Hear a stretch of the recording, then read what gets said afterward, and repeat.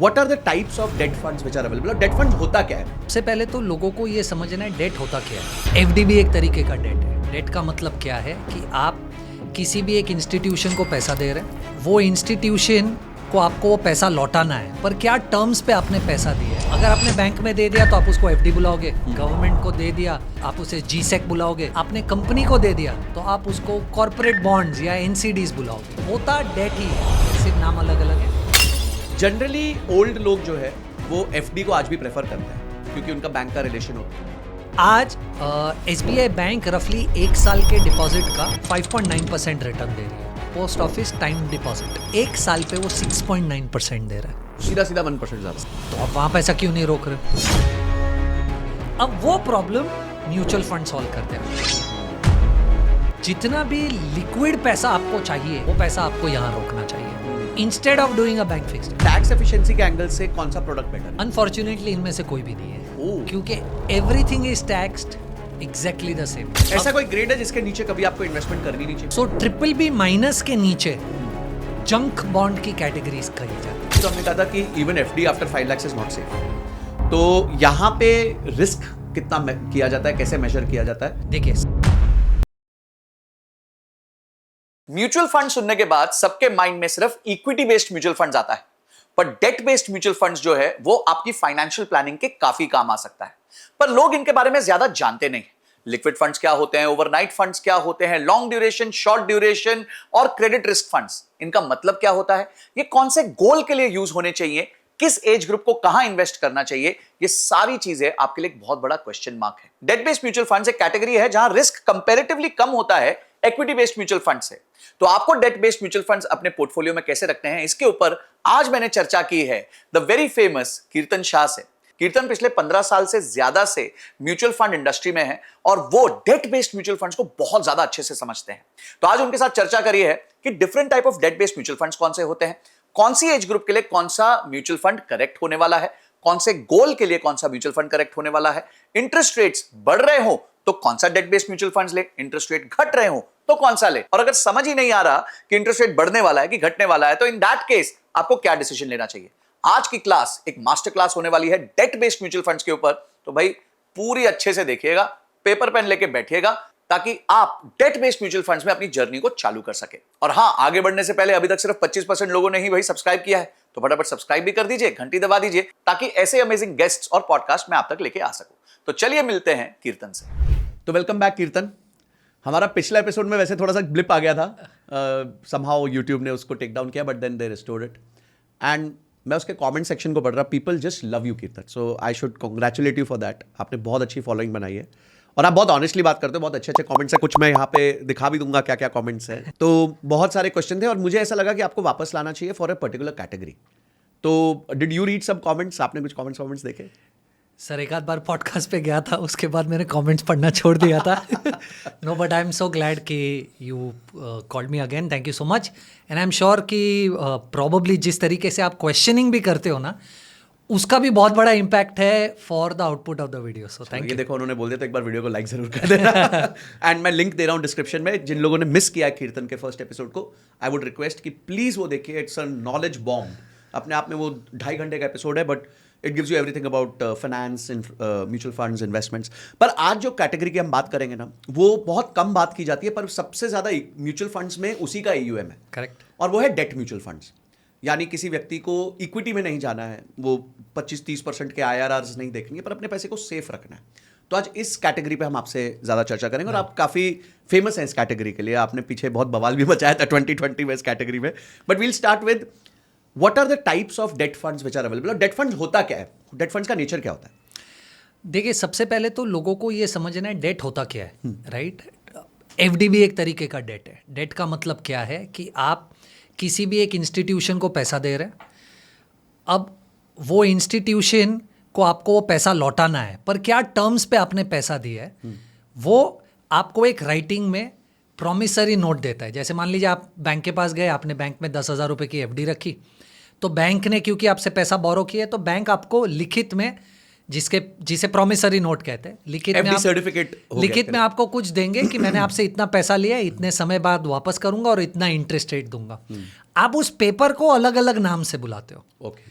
अगर आपने बैंक में दे दिया तो आप उसको एफडी बुलाओगे, गवर्नमेंट को दे दिया तो आप उसे जीसेक बुलाओगे, गवर्नमेंट सिक्योरिटी। आपने कंपनी को दे दिया तो आप उसको कॉर्पोरेट बॉन्ड्स या एनसीडीज बुलाओगे। ओके, होता डेट ही है, यानी ये पेपर का सिर्फ नाम अलग अलग है। जिसने आपसे लोन लिया है वो आपको राइटिंग में दे रहा है कि मैंने आपसे पैसा उधार लिया है, ये टर्म्स है, अभी वापस कर दूंगा। उसे आप या तो जीसेक कहोगे या एनसीडी कहोगे या एफडी कहोगे, सिर्फ नाम अलग अलग है। बेसिक प्रीमाइस यही है, किसी ने आपसे लोन लिया और आपको वो पैसा वापस किस तरीके से लौटाएगा वो सिर्फ राइटिंग में दे रहा है। तो सबसे मेजर कंडीशंस इस पेपर की क्या होती है? मतलब क्या 3-4 सबसे बड़ी कंडीशंस होती है? तो सबसे पहले तो कितना पैसा लिया है, ठीक है। सेकंड कब मच्योर होने वाला है, मैच्योर मतलब जैसे कब पैसा वापस कर देगा, मतलब इंस्टीट्यूशन वापस कब करेगा, पैसा कब वापस करेगा। तीसरा क्या रेट ऑफ इंटरेस्ट पे ठीक है, पैसा उधार लिया है, और पेमेंट पीरियड क्या है, यानी हर महीना इंटरेस्ट देगा, क्वार्टरली देगा, सेमी एनुअली देगा, साल के एंड में देगा, या पूरा पैसा क्यूमुलेटिवली मैच्योरिटी पे प्रिंसिपल के साथ वापस करेगा। ये 4-5 कॉमन चीज़ है अक्रॉस हर इंस्ट्रूमेंट आपको देखने मिलेगी। पर जैसे मैंने कहा ये सब कुछ नहीं है, बेसिकली किसी एक इंस्टीट्यूशन ने आपसे लोन लिया, नाम अलग अलग है। नाम क्यों अलग अलग है? क्योंकि वो डिफाइन करता है कि लोन किसने लिया है आपसे। जैसे मान लीजिए अगर मैं कहूँ नॉन कन्वर्टेबल डिबेंचर या कॉर्पोरेट बॉन्ड, राइट, इससे आपको समझ जाना चाहिए जो भी इस इंडस्ट्री में है कि ये उधार आपसे कॉर्पोरेट ने लिया है। तो जैसे रिलायंस हो गया या बड़े कोई कंपनीज हो गई, वो भी उधार लेती हैं। करेक्ट। अब अगर मैं कहूँ गवर्नमेंट सिक्योरिटी, तो इससे आपको समझ जाएगा कि ये किसी न किसी सरकार ने लिया है, राइट। तो है ये उधार, नाम अलग अलग है, जिससे आपको सिर्फ ये समझेगा कि उधार लिया किसने। तो कन्वेंशनल एफडी की तरह ही है, बट सिर्फ सबके टर्म्स और कंडीशंस हमारे अलग है। अब आते हैं कि इसमें क्या क्या, जिस तरीके से आपने डिफाइन किया, तो इसमें सबके साथ क्या क्या रिस्क एसोसिएटेड है और क्या क्या तरह के इंस्ट्रूमेंट्स हमारे पास म्यूचुअल फंड्स के थ्रू अवेलेबल है डेट में? ओके, तो सबसे पहला तो बहुत ही इंटरेस्टिंग क्वेश्चन है कि रिस्क क्या है, क्योंकि अनफॉर्चुनेटली लोगों को ये लगता है कि जब भी वो फिक्स्ड इनकम में पैसा निवेश करते हैं रिस्क नहीं है। फिक्स्ड इनकम मतलब डेट?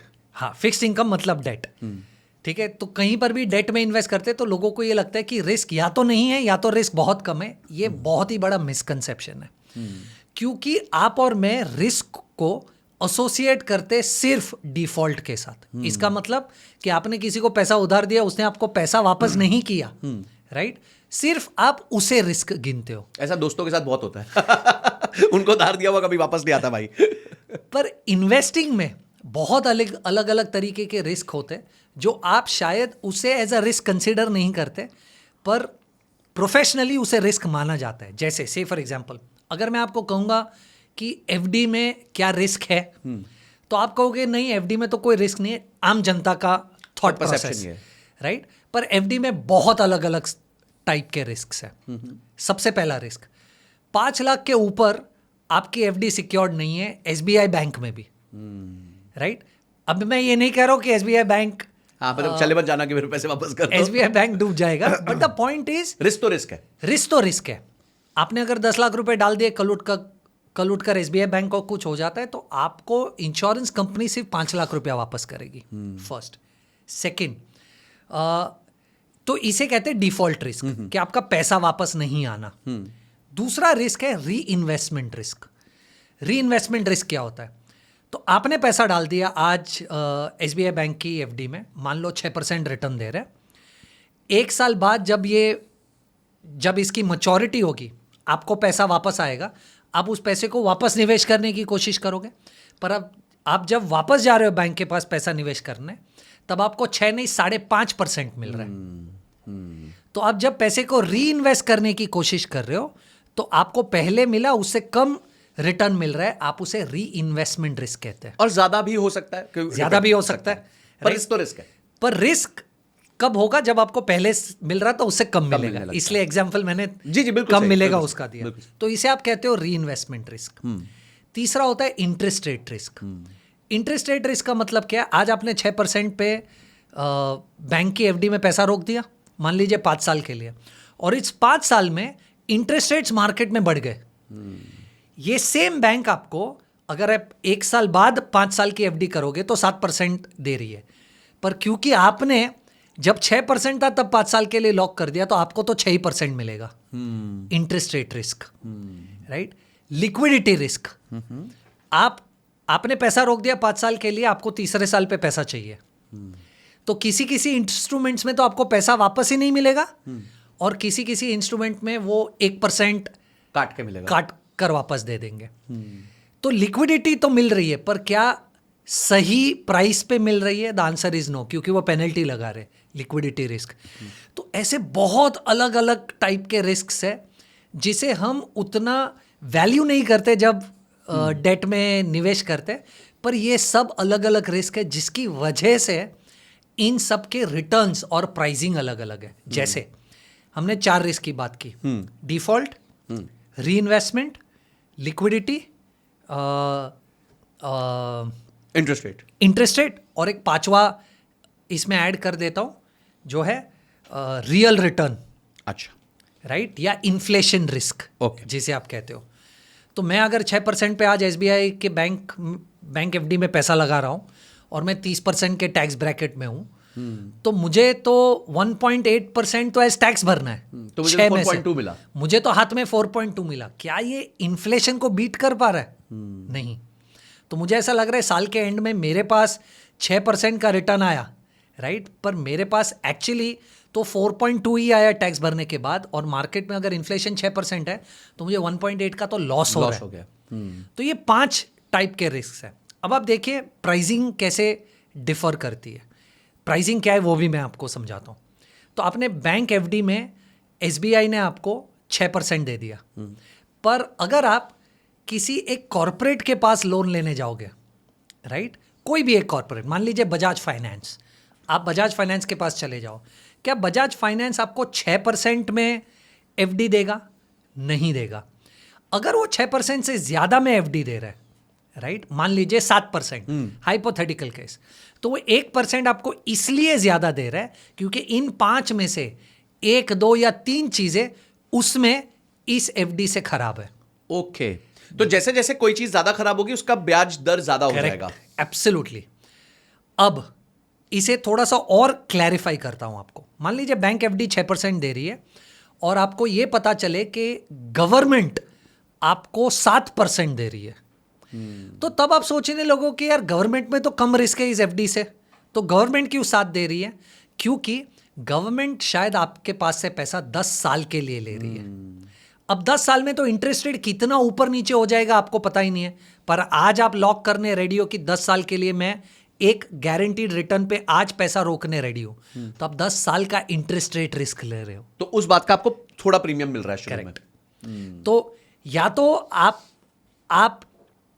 आप में रिस्क ज्यादा है कि आप शायद पैसा नहीं लौटाओगे तो आपको मुझे रिटर्न ज्यादा देना पड़ेगा, या आप मेरे पास लंबे समय के लिए पैसा ले रहे हो तो आपको मुझे रिटर्न ज़्यादा देना पड़ेगा। इन दोनों चीज़ों में आपको मुझे रिटर्न ज़्यादा देना पड़ेगा। मान लीजिए आपने पैसा इस तरीके से लिया है कि आप मैच्योरिटी के पहले दोगे ही नहीं वापस, तो भी आपको मुझे रिटर्न ज़्यादा देना पड़ेगा। तो बहुत अलग अलग टाइप के रिस्क है, पर लार्जली इन 5 रिस्क के आजू बाजू डिसाइड होता है कि सामने वाला इंस्टीट्यूशन आपको कितना रिटर्न दे रहा है। तो अब हम आते हैं कैटेगरीज पे। तो 5 रिस्क हमने समझ लिए, बहुत बड़े रिस्क है। और आई थिंक डेट में आने से पहले लोग क्या सोचते हैं कि जैसे वो चक्रवर्ती ब्याज यूज होता है वर्ड, तो वो सोचते हैं किसी दोस्त को दे दूंगा 15% पे, 10% पे, 12% पे, किसी छोटे व्यापारी को दे दूंगा तो मेरे को ज्यादा इंटरेस्ट मिल जाएगा। पर उसके साथ यही सारे रिस्क जो है, और खासकर छोटे व्यापारी के साथ डिफॉल्ट रिस्क सबसे बड़ा होता है कि भाई वो पैसे वापस ही नहीं करेगा। एब्सोल्युटली। तो मैं कभी कभी कहता हूं लोग रिटर्न ऑन इन्वेस्टमेंट की बात करते हैं, पहले रिटर्न ऑफ इन्वेस्टमेंट तो समझ लो। अब आते हैं कि जो कैटेगरी है म्यूचुअल फंड्स की, डेट म्यूचुअल फंड्स जिसे कहा जाता है, उसके अंदर हमारे पास किस किस तरीके के डेट कैटेगरीज अवेलेबल, सब कैटेगरीज अवेलेबल है? बहुत सारे अलग अलग कैटेगरीज है, जैसे मैंने यहाँ पर आउटलाइन किया हुआ है। आप इन कैटेगरीज को 3 हिस्सों में डिवाइड कीजिए। ओके, ठीक है। सबसे पहले मैच्योरिटी, सेकंड ड्यूरेशन, और तीसरा क्रेडिट रिस्क। ये 3 चीज़ आपको जानना बहुत ज़रूरी है, तब जाकर आप इन 16 अलग अलग कैटेगरीज का यूज़ अच्छी तरीके से कर पाएंगे।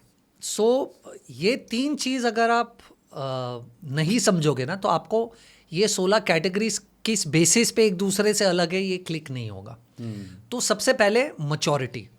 तो कुछ ऐसे फंड्स हैं म्यूचुअल फंड्स में, overnight fund, liquid fund, ultra short term fund, low duration fund और मनी मार्केट फंड। ये 5 ऐसी कैटेगरी है जो एक दूसरे से अलग है इस थीसिस पे कि ये जिन प्रोडक्ट्स में इन्वेस्ट करते हैं या जिन एफडीज में इन्वेस्ट करते हैं उनकी मैच्योरिटी कितने समय की है।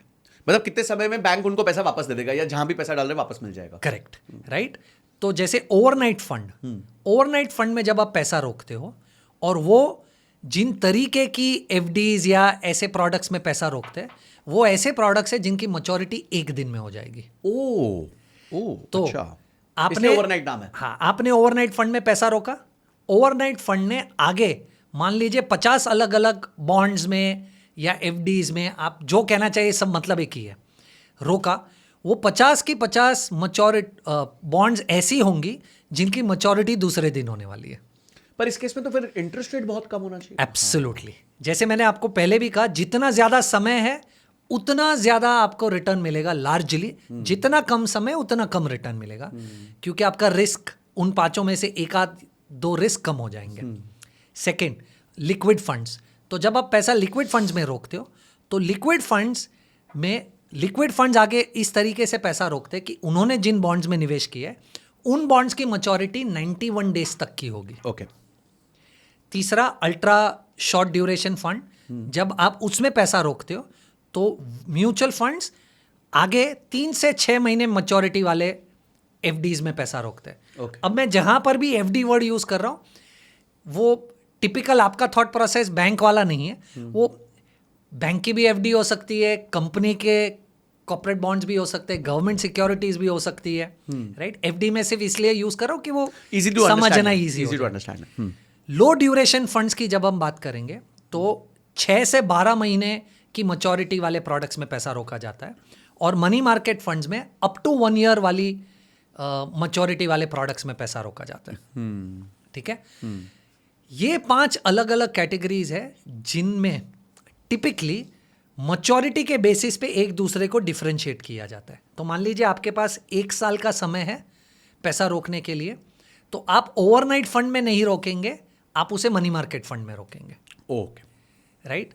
और अगर आपके पास मान लीजिए 3 से 6 महीना पैसे रोकने की जगह है तो आप अल्ट्रा शॉर्ट ड्यूरेशन फंड में रोकेंगे। क्यों?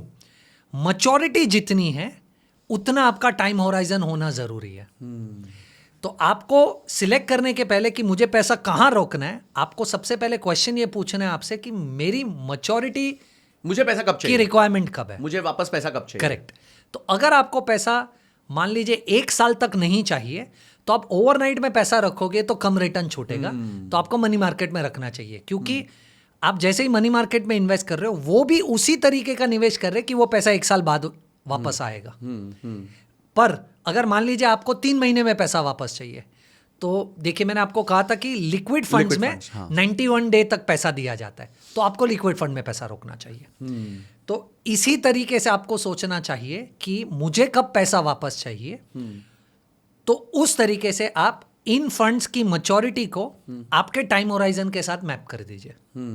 पर मैं आपको और एक चीज बताता हूं जो जानना बहुत जरूरी है, जो शायद हमने इसके थोड़े से पहले कवर नहीं किया है।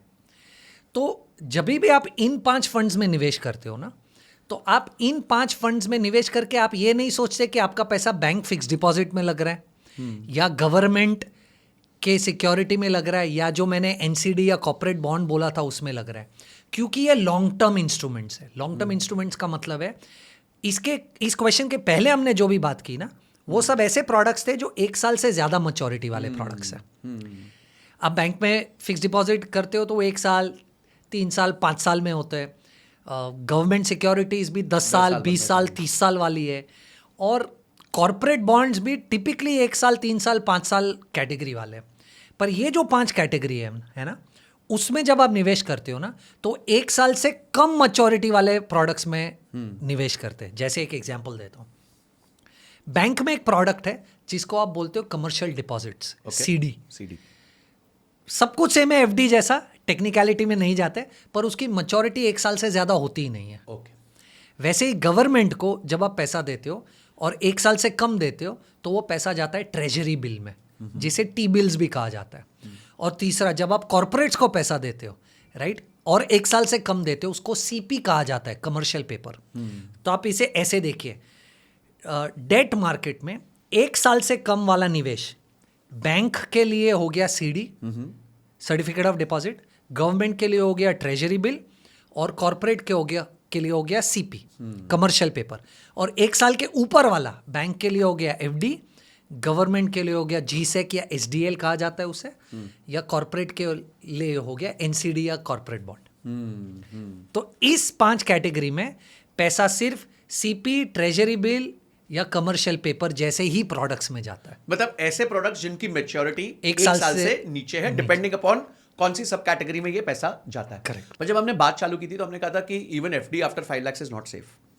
तो यहाँ पे रिस्क कितना किया जाता है, कैसे मेजर किया जाता है, और ये लोग रिस्क प्रोटेक्शन कैसे करते हैं, ये फंड्स रिस्क प्रोटेक्शन कैसे करते हैं? देखिए, सबसे पहले तो बेसिक रिस्क पे जाते हैं। मैंने आपको 5 चीज़ों के बारे में कहा था रिस्क के बारे में। सबसे पहले डिफॉल्ट रिस्क। अब आप देखिए, जितना कम समय है, जितना कम समय उतना आपका रिस्क कम है। क्योंकि आज अगर मैं आपको पैसा दे रहा हूं आपकी PNL, cash flow, balance sheet देखकर, तो प्रिडिक्टेबिलिटी के 6 महीने बाद आप क्या मुझे पैसा लौटाओगे कि नहीं, वो बहुत ज्यादा है, बहुत हाई है, हाँ। वर्सेस 6 साल बाद पैसा दोगे कि नहीं। तो इन सब प्रोडक्ट्स में डिफॉल्ट रिस्क बहुत कम है, राइट, क्योंकि ये 1 साल से ऊपर पैसा देते ही नहीं है, राइट। फर्स्ट, पहले मैं प्रोडक्ट्स की बात कर रहा हूं, ट्रेजरी बिल, सीपी, सीडी, मतलब जहां पे म्यूचुअल फंड पैसा डालने वाला है। Correct, right. सेकंड, अभी इसमें री इन्वेस्टमेंट और इंटरेस्ट रेट रिस्क भी बहुत कम है, क्योंकि ये 3-6 महीने वाला प्रोडक्ट है। तो 3-6 महीने में आपका रिटर्न इतना कुछ चेंज नहीं हो जाएगा मार्केट में कि आपको ऐसा लगने लगेगा कि मैंने जिस भाव पे खरीदा था उससे तो बहुत ज्यादा या बहुत कम पे ट्रेड कर रहा है, राइट। क्योंकि ये कम समय का प्रोडक्ट है, वापस जैसे मैंने कहा, आप इसे इन्फ्लेशन रिस्क के माध्यम से नहीं देख सकते, क्योंकि आप इसमें पैसा शायद इन्फ्लेशन बीट करने के लिए रख ही नहीं रहे, राइट।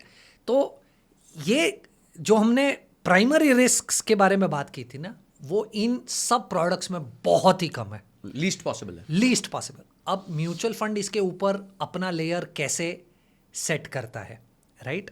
सबसे पहले 5वां हमने लिक्विडिटी कहा था, राइट।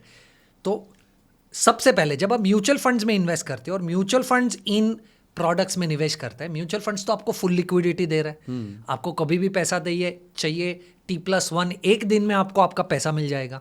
प्लस म्यूचुअल फंड, जब आप म्यूचुअल फंड को पैसा देते हो तो म्यूचुअल फंड्स कम से कम 50 या 100 अलग अलग बॉन्ड्स में पैसा निवेश करते हैं, तो आपका पैसा डाइवर्सिफाई हो गया, राइट। तो अगर डिफॉल्ट रिस्क किसी में है भी, अगर मान लीजिए हाइपोथेटिकली, तो उसका इम्पैक्ट बहुत कम होगा, क्योंकि एक आधा बॉन्ड भी अगर 100 बॉन्ड्स में से डिफॉल्ट हो जाता है तो आपका रिटर्न शायद 6.5% की जगह पे 6.45 हो जाएगा, राइट। तो जब आप पैसा म्यूचुअल फंड्स में रोकते हो इसके थ्रू, एक तो ओरिजिनली इन प्रोडक्ट्स में रिस्क कम है, पर अगर म्यूचुअल फंड के लेयर के थ्रू आप ये पैसा रोकते हो तो रिस्क और भी ज़्यादा कम हो जाता है, क्योंकि म्यूचुअल फंड सिलेक्ट करता है कि मैं कौन से 50 बॉन्ड्स में डालूंगा, तो उन्होंने ऑलरेडी रिसर्च कर रखी है। Plus mutual fund extremely liquid है, तो वो रिस्क आपका चला गया, आपको जब पैसा चाहिए तब मिल जाएगा।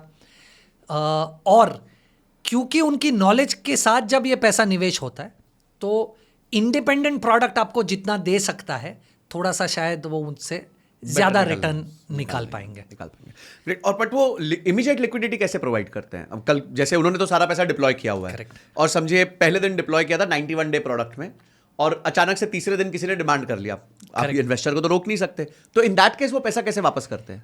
Very interesting question. तो सबसे पहले जब मैंने कहा कि 91 डेज के प्रोडक्ट में पैसा रोक सकते हो, वो अप टू 91 डेज है। ओके, जरूरी नहीं है कि पूरा पैसा 91 डे प्रोडक्ट में जा रहा है। तो अगर आप एवरेज मैच्योरिटी देखेंगे तो वो 45-50 डेज की होती है। ओके। तो अलग अलग बकेट्स में, जैसे आप जनरली बकेटिंग बात करते हैं, अलग अलग बकेट्स में पैसा रोका जाता है। तो कुछ पैसा 91 डे में होगा, कुछ पैसा 60 डे में होगा, कुछ पैसा 30 डे में होगा, कुछ पैसा उससे भी कम में होगा, कुछ पैसा एकदम ही लिक्विड होगा। और प्लीज अंडरस्टैंड, ये सारी स्कीम्स में पैसा आते रहता है, जाते रहता है, आते रहता है, जाते रहता है, तो कुछ कैश भी रखते होंगे वो शायद। कैश भी है और ये एकदम ही इजी है। मान लीजिए मैंने ट्रेजरी बिल में पैसा रोका है और मैंने 91 डेज के लिए पैसा रोका था हाइपोथेटिकली, मुझे आज पैसा चाहिए। मार्केट्स इतने लिक्विड है कि आप ये ट्रेजरी बिल मार्केट में बेचकर पैसा रेस कर सकते हो। Got it. तो लिक्विडिटी का तो बिल्कुल कोई प्रॉब्लम नहीं है मेरे हिसाब से, एटलीस्ट इन 5 कैटेगरीज में फॉर श्योर। परफेक्ट। अच्छा, अब इनका यूज केस आपने बता दिया। जनरली ओल्ड लोग जो है वो एफडी को आज भी प्रेफर करते हैं क्योंकि उनका बैंक का रिलेशन होता है। करेक्ट। तो is it better to invest in FD और is it better to keep that money in let's say liquid funds या ये जो आपने बताया ultra short duration, low duration? See, मैं आपको 2-3 चीज़ें बताता हूँ। सबसे पहले तो आप मान लीजिए आपको म्यूचुअल फंड्स पे कॉन्फिडेंस नहीं है फॉर वट एवर रीज़न, और वो कॉन्फिडेंस लो इसलिए भी हो सकता है शायद आपको नॉलेज नहीं है, राइट? तो नॉलेज नहीं है तो कॉन्फिडेंस ऑटोमेटिकली कम हो जाएगा। ट्रू। तो मुझे ऐसा लग रहा है कि आप ये सोचे उसके पहले भी एफडी के बाहर कितने सारे ऑप्शंस है जो आप कंसिडर नहीं कर रहे हो। जैसे आपको एक एग्जांपल देता हूँ। आज एसबीआई बैंक रफली 1 साल के डिपॉजिट का 5.9% रिटर्न दे रही है। ओके। पोस्ट ऑफिस में एक प्रोडक्ट है जिसे आप कहते हो पोस्ट ऑफिस टाइम डिपॉजिट। 1 साल पे वो 6.9% दे रहा है। सीधा 1% ज्यादा। सीधा 1% ज़्यादा। तकरीबन 0.75 से 1% का डिफरेंस है पोस्ट ऑफिस के टाइम डिपॉजिट में और नेशनलाइज बैंक के एफडी में over 1 year, 3 year, 5 year period. तो अगर आपको इन टेक्निकलिटीज़ में नहीं भी जाना है, मान लीजिए हाइपोथेटिकली, राइट, तो आप पोस्ट ऑफिस की टाइम डिपॉजिट में पैसा रोक दीजिए, राइट? अगर आप सीनियर सिटीजन है, राइट, तो सीनियर सिटीजन को तो 5.9 प्लस 2.5% दे रहा है bank. Senior citizen saving schemes 8.2% देता है आपको। वाओ, मतलब सीधा 2% से भी ज्यादा। तो आप वहां पैसा क्यों नहीं रोक रहे हो, राइट? पर मान लीजिए इन सब प्रोडक्ट्स में देखिए वो रिटर्न ज्यादा दे रहा है तो कुछ तो रिस्क है। अब इन प्रोडक्ट्स में रिस्क डिफॉल्ट का नहीं है, इन प्रोडक्ट्स में रिस्क है मैच्योरिटी का या लिक्विडिटी का। आपको पैसा मैच्योरिटी के पहले चाहिए तो नहीं मिलेगा, तो पेनल्टी लगेगी या वो सब लगेगा। अब वो प्रॉब्लम म्यूचुअल फंड सॉल्व करते हैं आपके लिए। तो मुझे ऐसा लग रहा है कि जितना भी लिक्विड पैसा आपको चाहिए कि आपको कभी भी ज़रूरत पड़ सकती है, राइट, वो पैसा आपको यहाँ रोकना चाहिए। तो मान लीजिए आपके पास 100 रुपये आज बैंक फिक्स डिपॉजिट में, उसमें आपको ऐसा लग रहा है कि 20 रुपया मेरे पास लिक्विड होना चाहिए, तो 20 रुपये आप इन 5 प्रोडक्ट्स में रोकिए, बाकी का 80 तो आप पोस्ट ऑफिस में कर दीजिए instead of doing a bank fix deposit. तो जो लिक्विड चाहिए वो यहाँ रख दीजिए और जो आपको लगता है कि यार मैं थोड़ा पार्क लंबा कर सकता हूँ वो आप पोस्ट ऑफिस में कर दीजिए, वहाँ वैसे आपको यील्ड ज़्यादा मिल जाएगी। हाँ। अच्छा, अब मैं अगला क्वेश्चन ये पूछता हूँ कि टैक्स एफिशिएंसी के एंगल से, बिकॉज आपने बहुत वैलिड बात बोली कि स्टेट बैंक से आप 6% तो कमा लोगे पर 1.8% you will and up paying tax. तो टैक्स एफिशिएंसी के एंगल से कौन सा प्रोडक्ट बेटर है? अनफॉर्चुनेटली इनमें से कोई भी नहीं है, क्योंकि everything is taxed exactly the same way. But liquid funds में नहीं है कि जब तक आप होल्ड करते हो? हाँ, वो एक एडवांटेज डेफिनेटली आपको है कि आप जितना लंबा, तो देखिए इन सब प्रोडक्ट्स में, बैंक से रिलेटेड प्रोडक्ट्स में क्या होता है कि जब भी आपको पैसा मिलता है हर साल एज पे आउट, राइट, तो वो तो कंपाउंडिंग नहीं हो रहा है, point number 1। Point number 2, compulsory TDS कटता है आपका, राइट। ये सब चीज़ें आपकी म्यूचुअल फंड में नहीं होती है, क्योंकि म्यूचुअल फंड में आप जितना लंबे समय तक होल्ड करोगे, बीच में जो भी ट्रांजैक्शंस हो रहे हैं म्यूचुअल फंड के द्वारा, उस पर आपको कोई टैक्स नहीं लग रहा है। True, right. आपको तो टैक्स लगेगा सिर्फ जब आप रिडीम करेंगे, तो वो डेफिनेटैली बहुत बड़ा एडवांटेज है। पर अगर आप ब्रॉडर एस्पेक्ट पे देखें कि क्या म्यूचुअल फंड को ऐसी कोई दूसरी टैक्स एडवांटेज मिल रही है जो एफडी को मिल रही है या पोस्ट ऑफिस को मिल रही है, तो वो आंसर नो है। पर हाँ, आज से 2 साल पहले वो आंसर यस था। आज से 2 साल पहले डेट म्यूचुअल फंड्स में जब आप पैसा रोकते थे तो आपको इंडेक्सेशन एडवांटेज मिलता था, जो अब नहीं मिलता है। पर हैविंग सेड दैट, थैंक्स कि आपने ये पॉइंट रेस किया, डेफिनेटली ये बहुत बड़ा एडवांटेज है कि बैंक एफडी में आपको कंपलसरी टीडीएस कट जाएगा, आपको वो पैसे की ज़रूरत है भी या नहीं है, राइट। पर लिक्विड फंड्स या इनमें से किसी भी 5 डेट फंड जिसमें हमने बात की उसमें आप पैसा अगर 5 साल तक होल्ड कर रखे, राइट, तो आपको कोई वो TDS भरने की जरूरत नहीं है, तो उसमें Compounding का- स्लिपेज हाँ। कम हो जाएगा और कंपाउंडिंग का एडवांटेज मिलेगा। बेनिफिट मिलेगा। ओके, तो अभी तक हमने शॉर्ट ड्यूरेशन फंड्स की बात करी। Correct. तो अब इसी के अराउंड एक यूज केस और आता है जो बहुत फेमस यूज केस है, हम सब उसके बहुत मैसिव प्रोपोनेंट्स है, और वो है इमरजेंसी फंड। तो इमरजेंसी फंड क्या हमारे को एफडी में रखना चाहिए, कैश में रखना चाहिए, लिक्विड फंड में रखना चाहिए, ओवरनाइट फंड में? क्योंकि ये क्वेश्चन मुझे भी बहुत आता है। मुझे ऐसा लगता है, मेरी थॉट अलग है, but I would like to listen to you on this. देखिए, मुझे ऐसा लग रहा है लार्जली इमरजेंसी फंड में ना आपका इतना ज़्यादा मोटा पैसा होता है इन जनरल कि आपको 1 या 1.5% से बहुत ज़्यादा फर्क पड़ जाएगा। तो मैं तो ये सोचता हूँ कि इमरजेंसी फंड ऐसे पार्क कीजिए जहाँ पर आपको सबसे ज़्यादा कन्वीनियंट लगे। Got it. राइट। पर मान लीजिए कुछ ऐसे लोग हैं जो जिनका शायद इमरजेंसी फंड ही बहुत बड़ा है, राइट। उन लोगों को मुझे ऐसा लग रहा है कि वो पैसा आर्बिट्राज करके कैटेगरी में वहाँ रोकना चाहिए, क्योंकि आर्बिट्राज में भी कोई रिस्क नहीं है लार्जली, राइट, पर उसमें आपको इक्विटी का टैक्सेशन मिलता है।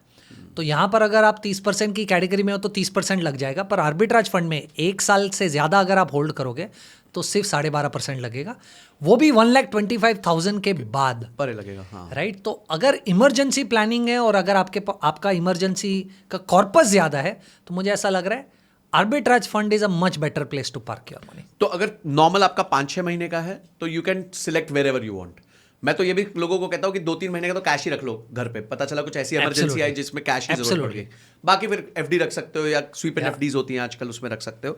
बहुत अच्छी कैटेगरी की आपने बात करी है विच इज आर्बिट्राज। तो इसको आर्बिट्राज वाले को जरा अब नेक्स्ट पे जाने से पहले let's decode arbitrage as a fund.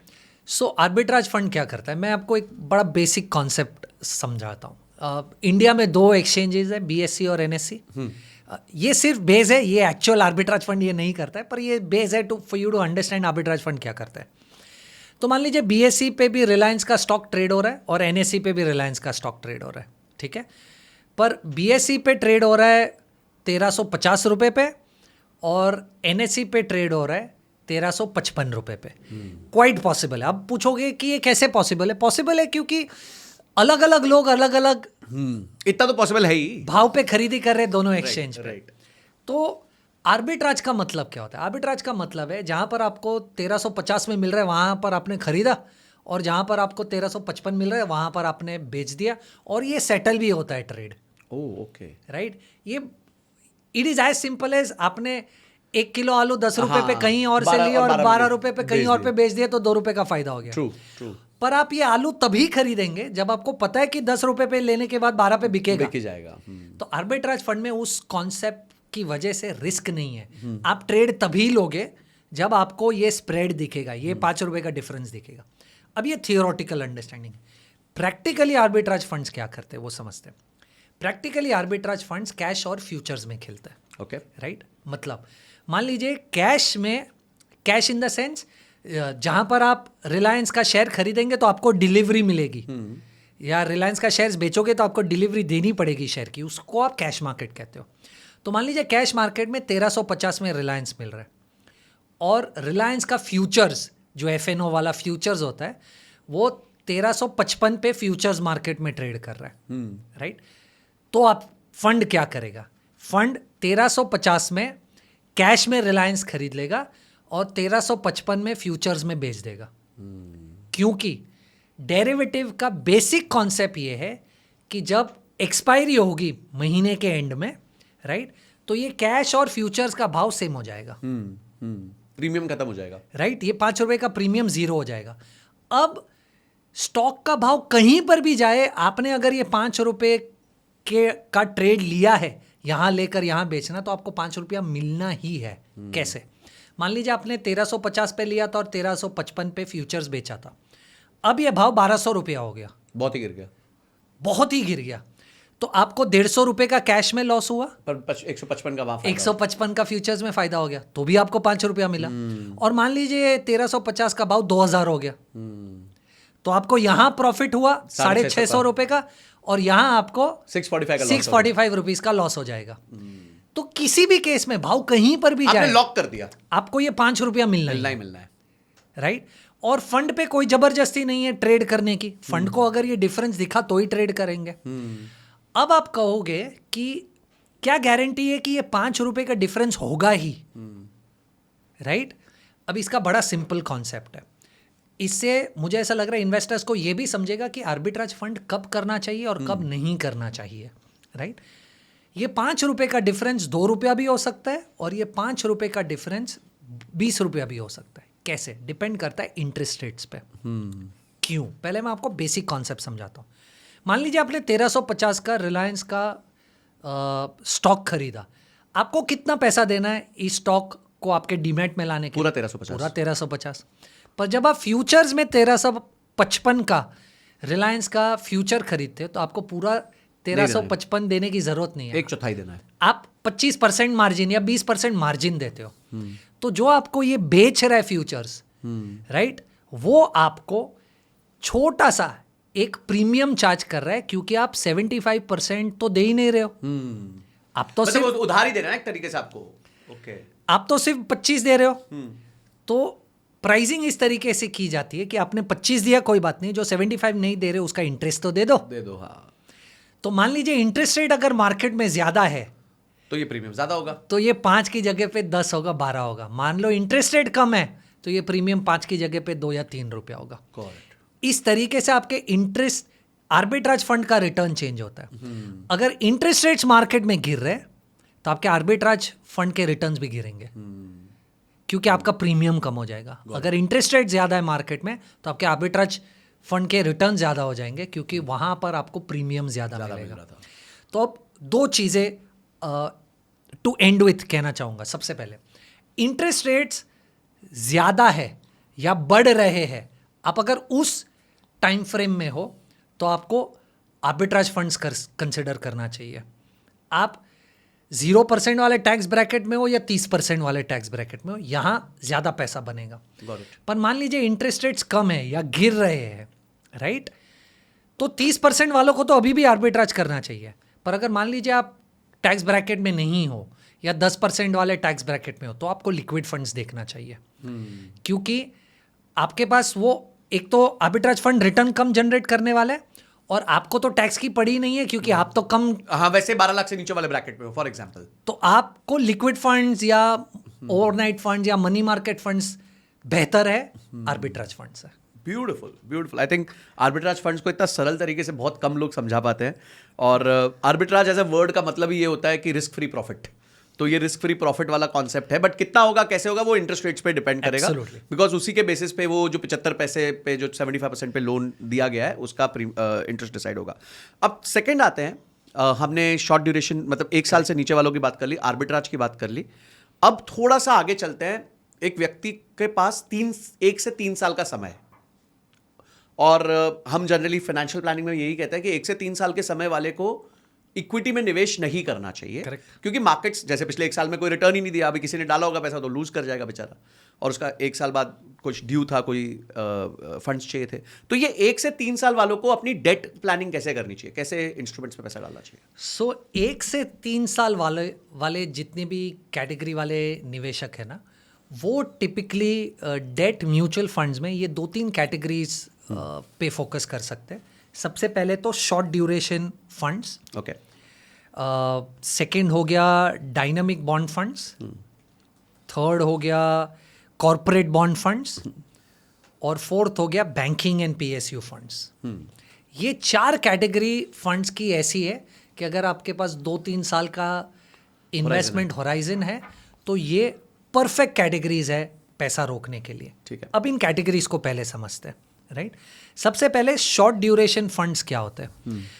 अब देखिए ये थोड़ा सा टेक्निकल है। No आप इतना अच्छे से समझाते हो वैसे ही टेक्निकल बात सिंपल सरल तरीके से समझ आ जाती है। सो जैसे हमने पहली कैटेगरी की बात की थी जहां पर मैच्योरिटी के बेसिस पे फंड्स एक दूसरे से अलग थे, शॉर्ट ड्यूरेशन फंड एक ऐसी कैटेगरी है जहां पर फंड्स एक दूसरे से अलग है मैच्योरिटी या ड्यूरेशन के बेसिस पे। देखिए मैच्योरिटी और ड्यूरेशन 2 अलग अलग कॉन्सेप्ट्स हैं फिक्स्ड इनकम के माध्यम से। ठीक है।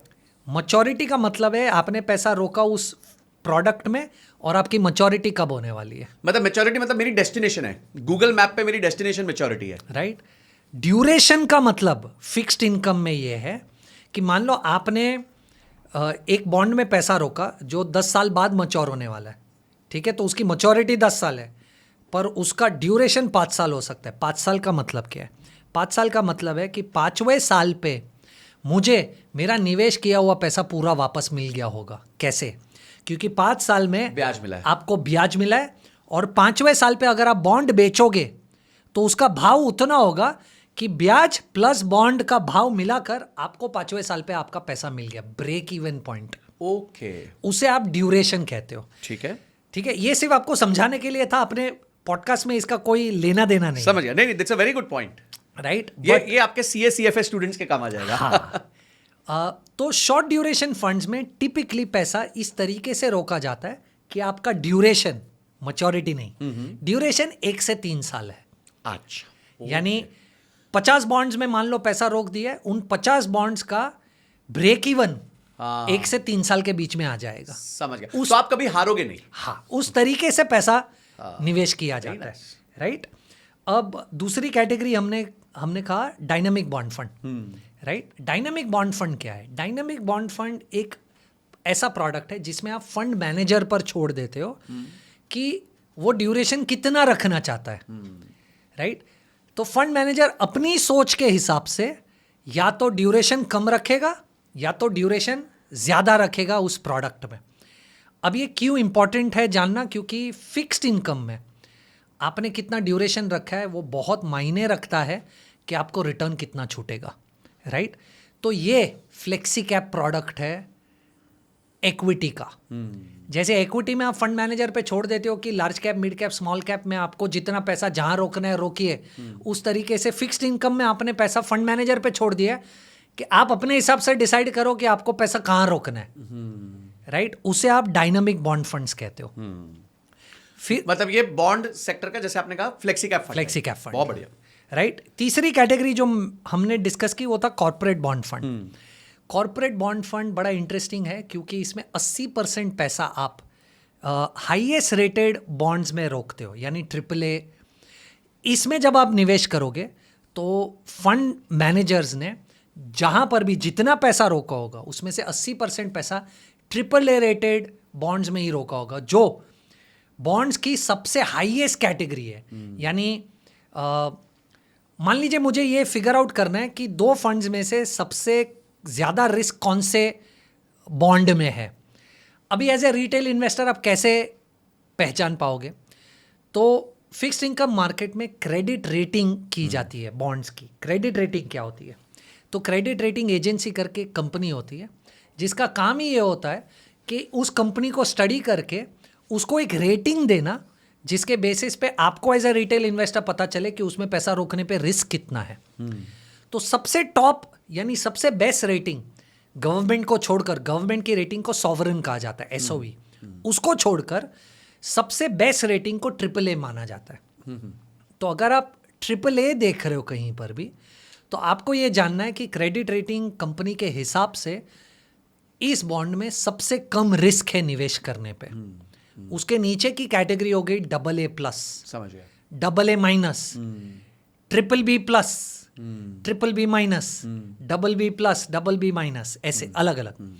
ऐसा कोई ग्रेड है जिसके नीचे कभी आपको इन्वेस्टमेंट करनी नहीं चाहिए? फॉर एग्जांपल अगर कोई डायरेक्टली बॉन्ड्स में डालना सो BBB- के नीचे जंक बॉन्ड की कैटेगरीज कही जाती है, अच्छा, राइट। AAA से लेकर BBB- के बीच में ऑफ कोर्स आप जितना नीचे जाओगे उतना रिस्क बढ़ेगा। AAA से जब आप AA+ और माइनस पे आओगे या A+, A- पे आओगे या BBB+, BBB- पे आओगे, जितना नीचे जा रहे हो उतना रिस्क बढ़ रहा है। और ऑब्वियसली साथ साथ कन्वेंशनल रिटर्न भी बढ़ना चाहिए। 100%। यानी अगर AAA बॉन्ड 7% पे मिल रहा है तो आपको BBB+ बॉन्ड मार्केट में 11% पे मिलेगा, 12% पे मिलेगा। पर आपको यही समझना है कि वो 11-12% इसलिए दिया जा रहा है क्योंकि उसमें रिस्क ज़्यादा है, ट्रू, राइट। तो कॉर्पोरेट बॉन्ड्स में 80% पैसा सबसे हाईएस्ट कैटेगरी AAA में ही लगेगा। अच्छा, इसमें मतलब फंड मैनेजर पे इतना वो नहीं है कि वो थोड़ा सा AA सिलेक्ट कर ले, अलाउड ही नहीं है? अलाउड ही नहीं है। 80% पैसा आपको AAA में रखना पड़ेगा, और बचा हुआ 20% वो कहीं पर भी रख सकते हैं। अगेन वो मतलब ये मल्टी कैप हो गया एक तरीके से। पर टिपिकली फंड मैनेजर्स इसमें बहुत ज़्यादा रिस्क नहीं लेते। समझ गया। इसे आप रिस्क फ्री तो नहीं बोलूंगा, बहुत कम रिस्क वाले प्रोडक्ट कैटेगरी में आप डाल सकते लोएस्ट हो। पॉसिबल रिस्क कैटेगरी में डाल सकते हैं। परफेक्ट। फिर हमने और एक कैटेगरी कही बैंकिंग एंड PSU फंड। जैसे नाम कह रहा है 80% पैसा आपका राइट इसी कैटेगरी में लगेगा, बैंक्स और PSUs में। मतलब ये बैंक और PSU को उधार देंगे। करेक्ट ठीक है। करेक्ट। तो प्रोबेबिलिटी इनकी भी डिफॉल्ट होने की काफी कम है। काफ़ी कम है। तो अगर 1 से 3 साल का इन्वेस्टमेंट होराइजन है, इन प्रोडक्ट्स में आपको पैसा रोकना चाहिए। अच्छा, अब 1 से 3 साल का होराइजन है, रिस्क थोड़ा ज्यादा लेना चाहता हूँ पर बॉन्ड्स में रहना चाहता हूँ, तो उसके लिए कोई कैटेगरी है या इनमें से कौन सी कैटेगरी सूटेबल होगी मेरे लिए? हाँ, तो अगर आप थोड़ा सा रिस्क ज़्यादा लेना चाहते हो तो इनको थोड़ा सा कैटेगरी वाइज डिफाइन कर देते हैं। ओके। राइट। तो सबसे कम रिस्क होगा इसमें कॉर्पोरेट बॉन्ड फंड और बैंकिंग PSU में। ओके। राइट। उसके बाद आएगा शॉर्ट टर्म डेट फंड। अच्छा। राइट। और इस कैटेगरी में सबसे ज्यादा रिस्क है डायनामिक बॉन्ड फंड। ओके। इन पे रिस्ट्रिक्शन है कि वो AAA पे रहना है या ये BB+ ये कहीं सब पर भी। इन्वेस्टमेंट ग्रेड में डाल सकते हैं? पर आपको ये समझने की जरूरत है कि म्यूचुअल फंड्स में डेट में स्पेसिफिकली एक ही फंड है जिसमें फंड मैनेजर्स टिपिकली रिस्क लेते हैं। राइट। क्रेडिट रिस्क लेते हैं जिसका नाम है क्रेडिट रिस्क फंड। अच्छा, नाम ही क्रेडिट रिस्क रख दिया। बोलो। राइट। उसके अलावा आप नहीं देखोगे कि फंड मैनेजर्स ने क्रेडिट रिस्क लिया है। वो ज्यादा से ज्यादा AAA की जगह पे AA+ या AA- चले जाएंगे, नहीं जाएंगे उसके नीचे। राइट। ये एक ही कैटेगरी है क्रेडिट रिस्क फंड जिसमें फंड मैनेजर्स थोड़ा सा रिस्क लेते हैं, फिर भी बहुत ज्यादा नहीं लेते। अभी रिसेंटली मैं स्टडी कर रहा था, तो आदित्य बिरला का एक फंड और एक HSBC का डेट फंड, इन्होंने 3 ईयर CAGR 12-13% दिए। मतलब कई केसेस में तो इक्विटी से बेटर परफॉर्म कर दिया। तो ऐसा क्यों हुआ कि अचानक से इनके रिटर्न्स इतने अच्छे हो गए? आई थिंक बहुत ही इंटरेस्टिंग क्वेश्चन है, पर ये थोड़ा सा प्रोफेशनल आंसर है और मैं आपको समझाता हूँ क्यों। देखिए, ब्रॉडली फिक्स्ड इनकम में 2 तरीके के रिस्क होते हैं। ये 5 जो मैंने आपको बोला था वो तो इंस्ट्रूमेंट रिस्क है। पर आप म्यूचुअल फंड में जब पैसा रोकते हो ना, तो 2 तरीके के रिस्क होते हैं। एक रिस्क होता है ड्यूरेशन, दूसरा होता है क्रेडिट। ओके। ठीक है। ड्यूरेशन रिस्क क्या होता है? ड्यूरेशन रिस्क का मतलब है कि इंटरेस्ट रेट के सामने आपका बॉन्ड ऊपर नीचे होगा। अब मैं आपको आसान एकदम सिंपल भाषा में समझाने की कोशिश करता हूँ। मान लीजिए स्टॉक्स, आपने स्टॉक में पैसा रोका तो कुछ तो रीज़न होते होंगे ना कि स्टॉक क्यों ऊपर जा रहा है, क्यों नीचे जा रहा है। वैसे 2 रीज़न है फिक्स्ड इनकम में कि बॉन्ड का भाव क्यों ऊपर जाएगा या क्यों नीचे जाएगा। तो आप इसे ऐसे सोचिए, आपने एक FD में पैसा रोका, FD को मार्केट में लिस्ट कर दिया। अब कुछ तो रीज़न होगा ना कि 100 रुपये की FD कभी 105 हो जाएगी, कभी 95 हो जाएगी। तो वो 2 रीज़न है, उसको समझने की कोशिश करते कि ये कब 95 होगा, कब 105 होगा। 2 रीज़न है। एक रीज़न है ड्यूरेशन, दूसरा है क्रेडिट। क्रेडिट समझना ईजी है, पहले क्रेडिट समझते हैं। क्रेडिट का मतलब क्या है? आपने एक रेटिंग एजेंसी को कहा कि बॉस इसको क्रेडिट रेटिंग दो कि मुझे समझे इसमें रिस्क कितना है। उसने इसको AAA दे दिया। अब AAA दे दिया तो AAA हो गया सबसे बेस्ट रेटिंग, आपने उसको 100 रुपये पे लिस्ट कर दिया मार्केट में। अब 6 महीने बाद, 1 साल बाद कंपनी में कुछ गड़बड़ हो गई और क्रेडिट रेटिंग एजेंसी ने जब रिव्यू किया तो उसे पता चला कि बॉस अब इसको AAA नहीं दे सकते, तो अब उसका डाउनग्रेड कर दिया AA+। अब आपने पैसा रोका है क्या सोचकर? ये तो AAA सिक्योरिटी है। हाँ। राइट। इसलिए मुझे 7% मिलेगा तो चलेगा, पर अब इसका रिस्क AA हो गया, पर अभी भी वो आपको तो 7% दे रहा है, तो इसका भाव गिरना चाहिए मार्केट में। बिल्कुल। मतलब जो अब घुसेगा वो 9% की अपेक्षा करेगा फॉर एग्जांपल। करेक्ट। तो ऑब्वियसली प्राइस कम हो जाएगा। तो प्राइस कम हो जाएगा। तो क्योंकि इसकी क्रेडिट रेटिंग गिरी, रिस्क बढ़ गया, तो 100 रुपये का बॉन्ड 95 में मिलेगा। तो अब जो इसे 95 में खरीदेगा ना, उसको 7% से ज्यादा मिलेगा। कैसे? उसने 95 में खरीदा, पर बॉन्ड तो अभी भी वही 7% रिटर्न देगा 100 रुपए पे। 100 रुपए पे। तो 95 पे 7 रुपए मिल गया। करेक्ट। और मैच्योरिटी पे 100 रुपए की मैच्योरिटी होगी। ओ अच्छा, हाँ, वो 5 रुपए भी ज्यादा मिलेंगे। करेक्ट। तो इसका रिटर्न 8.5-9% हो जाएगा। तो जैसे ही क्रेडिट रेटिंग गिरती है तो बॉन्ड का भाव गिरेगा। ठीक है, परफेक्ट। और इसका रिवर्स भी ट्रू है, क्रेडिट रेटिंग बढ़ेगी तो बॉन्ड का भाव ऊपर बढ़ चला जाएगा, जाएगा। ठीक है। राइट। अब ड्यूरेशन समझने की कोशिश करते हैं। ये बड़ा ही इंटरेस्टिंग कॉन्सेप्ट है। तो मान लीजिए आपने 100 रुपये की एक एफडी खरीदी 5 साल के लिए और वो आपको 7% का ब्याज दे रही है। आपने उसको लिस्ट कर दिया एक्सचेंज पे। 1 साल बाद मार्केट में इंटरेस्ट रेट्स गिर गए। अब 1 साल बाद उसी बैंक की 5 साल की एफडी अब 6% पे मिल रही है, पर आपने 5 साल वाले एफडी में निवेश किया, उस पर 7% मिल रही है। तो अब किसी के भी पास 2 ऑप्शन है, आपकी एफडी खरीदे 7% पे जो मार्केट में लिस्टेड है, या बैंक से एफडी खरीदे जो 6% पे। आपको क्या लगता है कहां पर लोग खरीदी करना चाहिए? जहां 7% मिल रही है वहां पर 7% मिल रहा है। तो लिस्टेड पे 7% मिल रहा है, तो यहां ऑटोमेटिकली सब लोग खरीदना जाएंगे। तो 100 रुपए का बॉन्ड 105 होना चाहिए या 95? बढ़ जाएगा 105 हो बिकॉज जाएगा। मेरे पास ऐसी चीज है जो ज्यादा वैल्यूएबल है। करेक्ट, 105। तो अब देखिए क्या हुआ, मार्केट में जब इंटरेस्ट रेट्स गिरे, 7% पे एफडी मिल रही थी, 6% हुई, तो 7% वाली एफडी का भाव बढ़ गया। बराबर है। तो जब इंटरेस्ट रेट्स गिरते हैं तो पुराने ज्यादा इंटरेस्ट रेट वाले बॉन्ड्स या एफडीज का भाव बढ़ जाता है। इसलिए कहा जाता है जब इंटरेस्ट रेट्स गिरते हैं ना, बॉन्ड के भाव ऊपर जाते हैं। और रिवर्स भी ट्रू है। राइट। मान लीजिए आपने 7% वाली एफडी में पैसा रोका था, वो लिस्ट हो गई। अब वही बैंक 8% में एफडी दे रही है, तो आपके भाव कम हो गए क्योंकि नाउ आई ओन समथिंग जो जिसकी वैल्यू कम है। करेक्ट। तो ड्यूरेशन समझने के लिए आपको ये कॉन्सेप्ट समझना जरूरी है कि इंटरेस्ट रेट्स और बॉन्ड की वैल्यू इनवर्सली प्रोपोर्शनल है, उल्टा है एक दूसरे से। अब पिछले 2 या 3 सालों में क्या हुआ है? इंटरेस्ट रेट गिरे हैं, इंटरेस्ट रेट जम के गिरे हैं। क्योंकि इंटरेस्ट रेट्स गिरे हैं, जब म्यूचुअल फंड्स ने जिन बॉन्ड्स में पैसा रोका है और वो सब लिस्टेड बॉन्ड्स हैं, तो उनके भाव बढ़ गए मार्केट में। तो इसीलिए रिटर्न्स बढ़ गए। वाओ। तो दिस डजंट मीन कि आगे भी सेम चीज कंटिन्यू करेगी। एग्जैक्टली नहीं करेगी। इसीलिए कहा जाता है पास रिटर्न्स को देखकर निवेश मत कीजिए। और ये बहुत ही स्पेसिफिक है डेट के लिए।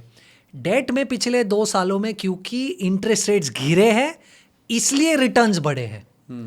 अब अगर आप पैसा रोकोगे तो अब तो आप एक ऐसी सिचुएशन में हो जहां से शायद इंटरेस्ट रेट्स यहां से ऊपर जाएंगे। कम होना पॉसिबल कम है। राइट। तो आप ज्यादा पैसा तोड़ोगे बनाने से ज्यादा, क्योंकि ये रिवर्स आपके लिए काम करेगा। आपने पैसा रोका, इंटरेस्ट रेट्स ऊपर गए, ओके, तो अब ये बॉन्ड्स की वैल्यू गिर जाएगी, तो आपको बहुत ही कम रिटर्न्स मिलेंगे। तो इसका सोल्यूशन क्या है? आप क्रेडिट रिस्क फंड्स में पैसा रोकिए। राइट। अब ये एकदम ही प्रोफेशनल एडवाइस है, प्लीज इसको आप अपना चेक करके करें। हाँ। He is giving out of experience, वैसे वो खुद भी प्रोफेशनल है इस मामले में, तो you can listen to him but still do your research. Market को अगर आप 2 हिस्सों में ब्रेक कर दे, तो कुछ फंड्स है जो ड्यूरेशन प्ले करते हैं, कुछ फंड्स है जो क्रेडिट प्ले करते हैं, और कुछ फंड्स है जिनका इन दोनों से कोई लेना देना नहीं है। जैसे हमने पहले 5 फंड्स कहे थे, लिक्विड फंड, उनको फर्क ही नहीं, तो 1 साल के अंदर वाले हैं, उनको कोई फर्क नहीं पड़ता है। पर जब आप 1 से 3 साल वाले जिस कैटेगरी की हम बात कर रहे हैं और दूसरी कैटेगरीज की हम बात करेंगे, इन फंड्स को फर्क पड़ेगा या तो ड्यूरेशन रिस्क से या क्रेडिट रिस्क से। इसका मतलब कभी भी आपको ऐसा लगे कि इंटरेस्ट रेट्स बॉटम हो गए और यहां से शायद और नीचे जाने की एक्सपेक्टेशन कम है, पर प्रोबेबिलिटी है कि यहां से ऊपर जा सकते हैं, उस समय पे आपको क्रेडिट रिस्क फंड में पैसा रोकना है। Got it. राइट।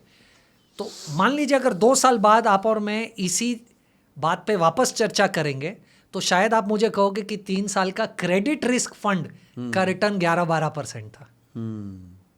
राइट। और कहीं पर भी आपको ऐसा लगे कि इंटरेस्ट रेट स्टॉप आउट हो गए और यहां से गिरने वाले, तो आप किसी भी ऐसे फंड में पैसा रोके जहां पर ड्यूरेशन बहुत ज्यादा है। अब मैं आपको समझाता हूं क्यों। राइट।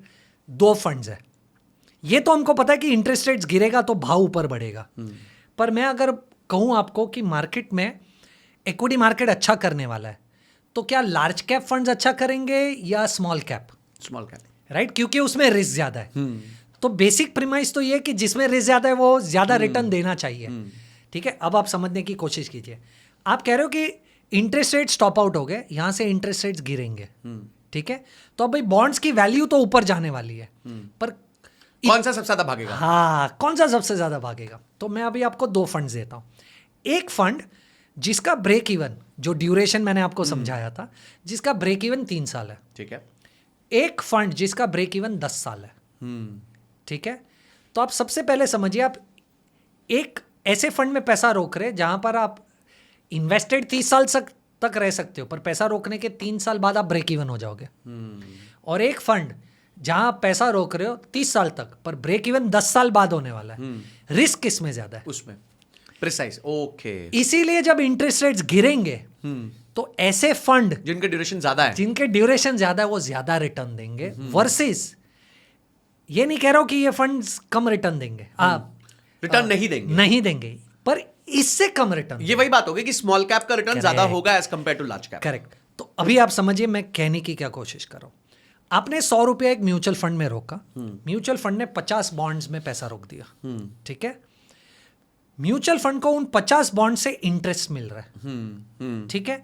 मान लीजिए ये इंटरेस्ट है 7%, ठीक है। सब कुछ कांस्टेंट है, कुछ चेंज नहीं होता, तो आपके फंड को 7% रिटर्न मिलेगा, ओके। ये किसी भी फंड में रोक दो, ये फंडा सेम है, 7% रिटर्न मिलेगा अगर सब कुछ सेम है तो, ओके। मान लीजिए इंटरेस्ट रेट्स कम हो रहे, इंटरेस्ट रेट्स कम हो रहे, ठीक है। तो पहली कैटेगरी को कोई फर्क नहीं पड़ेगा जो लिक्विड फंड वाली थी। ये 1 से 3 ईयर वाली कैटेगरी को थोड़ा सा फर्क पड़ेगा। तो 7% तो उसको मिल ही रहा है, पर वो 1% का कैपिटल अप्रिसिएशन भी मिलेगा, तो इसका रिटर्न 8% हो जाएगा। Got it.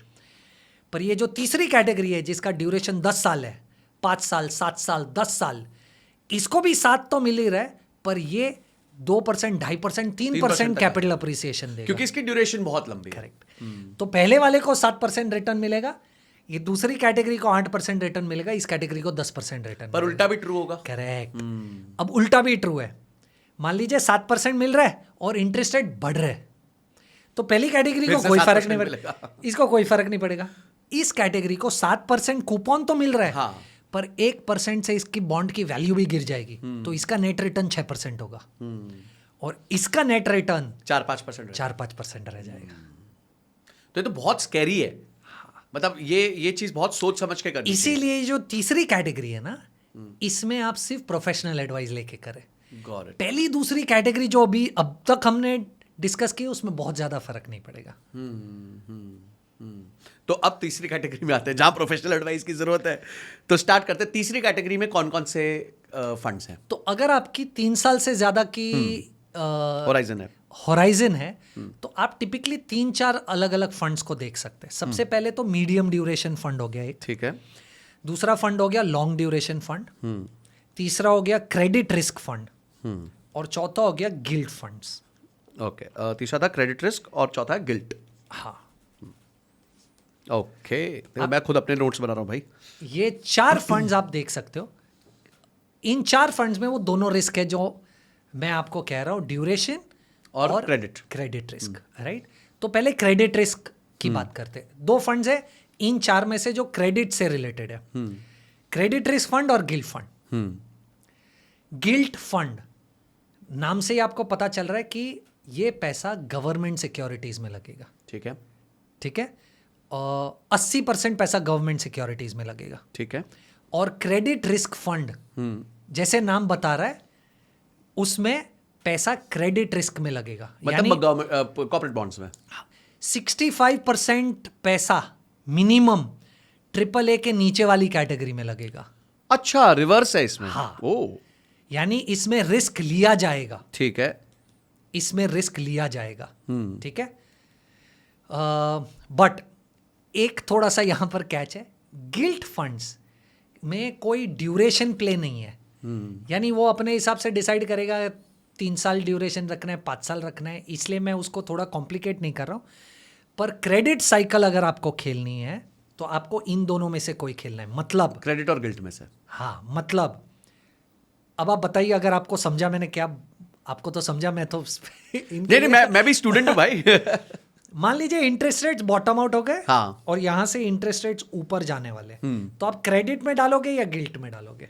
मैं क्रेडिट में डालना पसंद करूंगा। Perfect, perfect. अब मान लीजिए इंटरेस्ट रेट्स टॉप आउट हो गए, यहां से नीचे जाने वाले, तो क्रेडिट में डालोगे या गिल्ट में डालोगे? फिर गिल्ट में डाल देंगे क्योंकि गवर्नमेंट सिक्योरिटी है। करेक्ट। तो ये ठीक वो है। कॉन्सेप्ट है। अब मीडियम ड्यूरेशन फंड्स क्या है? मीडियम ड्यूरेशन फंड्स ऐसे फंड्स हैं जिनका टिपिकली मॉडिफाइड ड्यूरेशन 3 साल से 4 साल के बीच में होगा। ये मिड कैप है। ये मिड कैप है, हाँ, राइट? और लॉन्ग ड्यूरेशन फंड्स ऐसे फंड्स हैं जिनका ड्यूरेशन 7 साल होगा। तो ये स्मॉल कैप है, हाँ।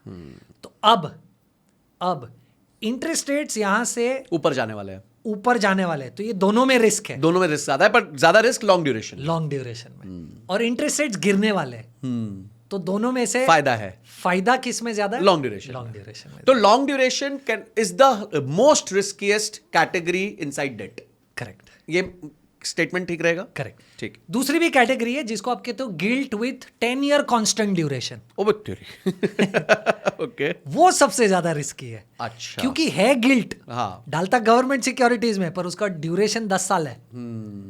तो अगर इंटरेस्ट रेट्स गिरेगा तो बहुत फायदा होगा, बहुत फायदा होगा, पर इंटरेस्ट रेट ऊपर जाएगा तो भी और बहुत पिटाई होगी। ठीक है, तो ग्रेट।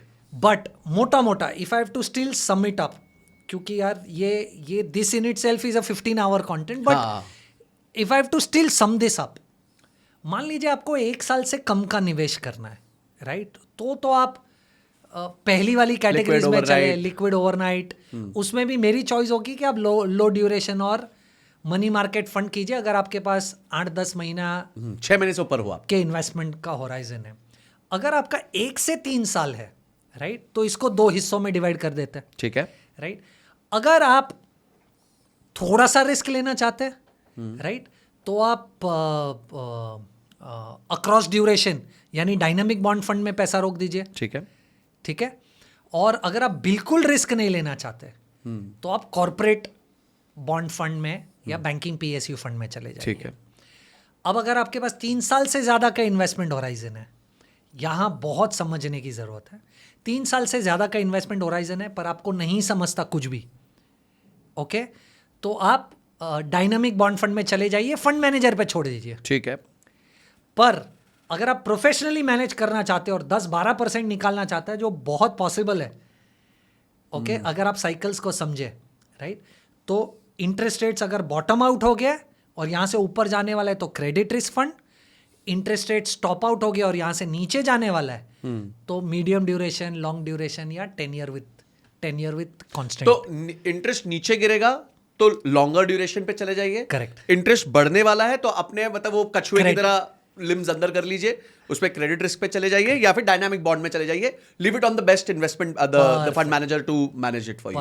मतलब मीडियम और लॉन्ग ड्यूरेशन को बहुत सोच समझ के खेलना है, और गिल्ट विद 10 ईयर को, तो इस तीन को हम लास्ट बकेट में डालते हैं, which is the most risky bets in debt. पर ये आज समझना इसलिए जरूरी है क्योंकि अगर आप आज 3 साल का व्यू लेके चल रहे हो, पिछले 3 साल का डेटा देखकर आज आगे निवेश करने वाले हो, तो ये समझना बहुत जरूरी है। बहुत पिटाई होगी क्योंकि पिछले 2-3 साल में जो चला है वो इंटरेस्ट रेट गिरने की वजह से चला है।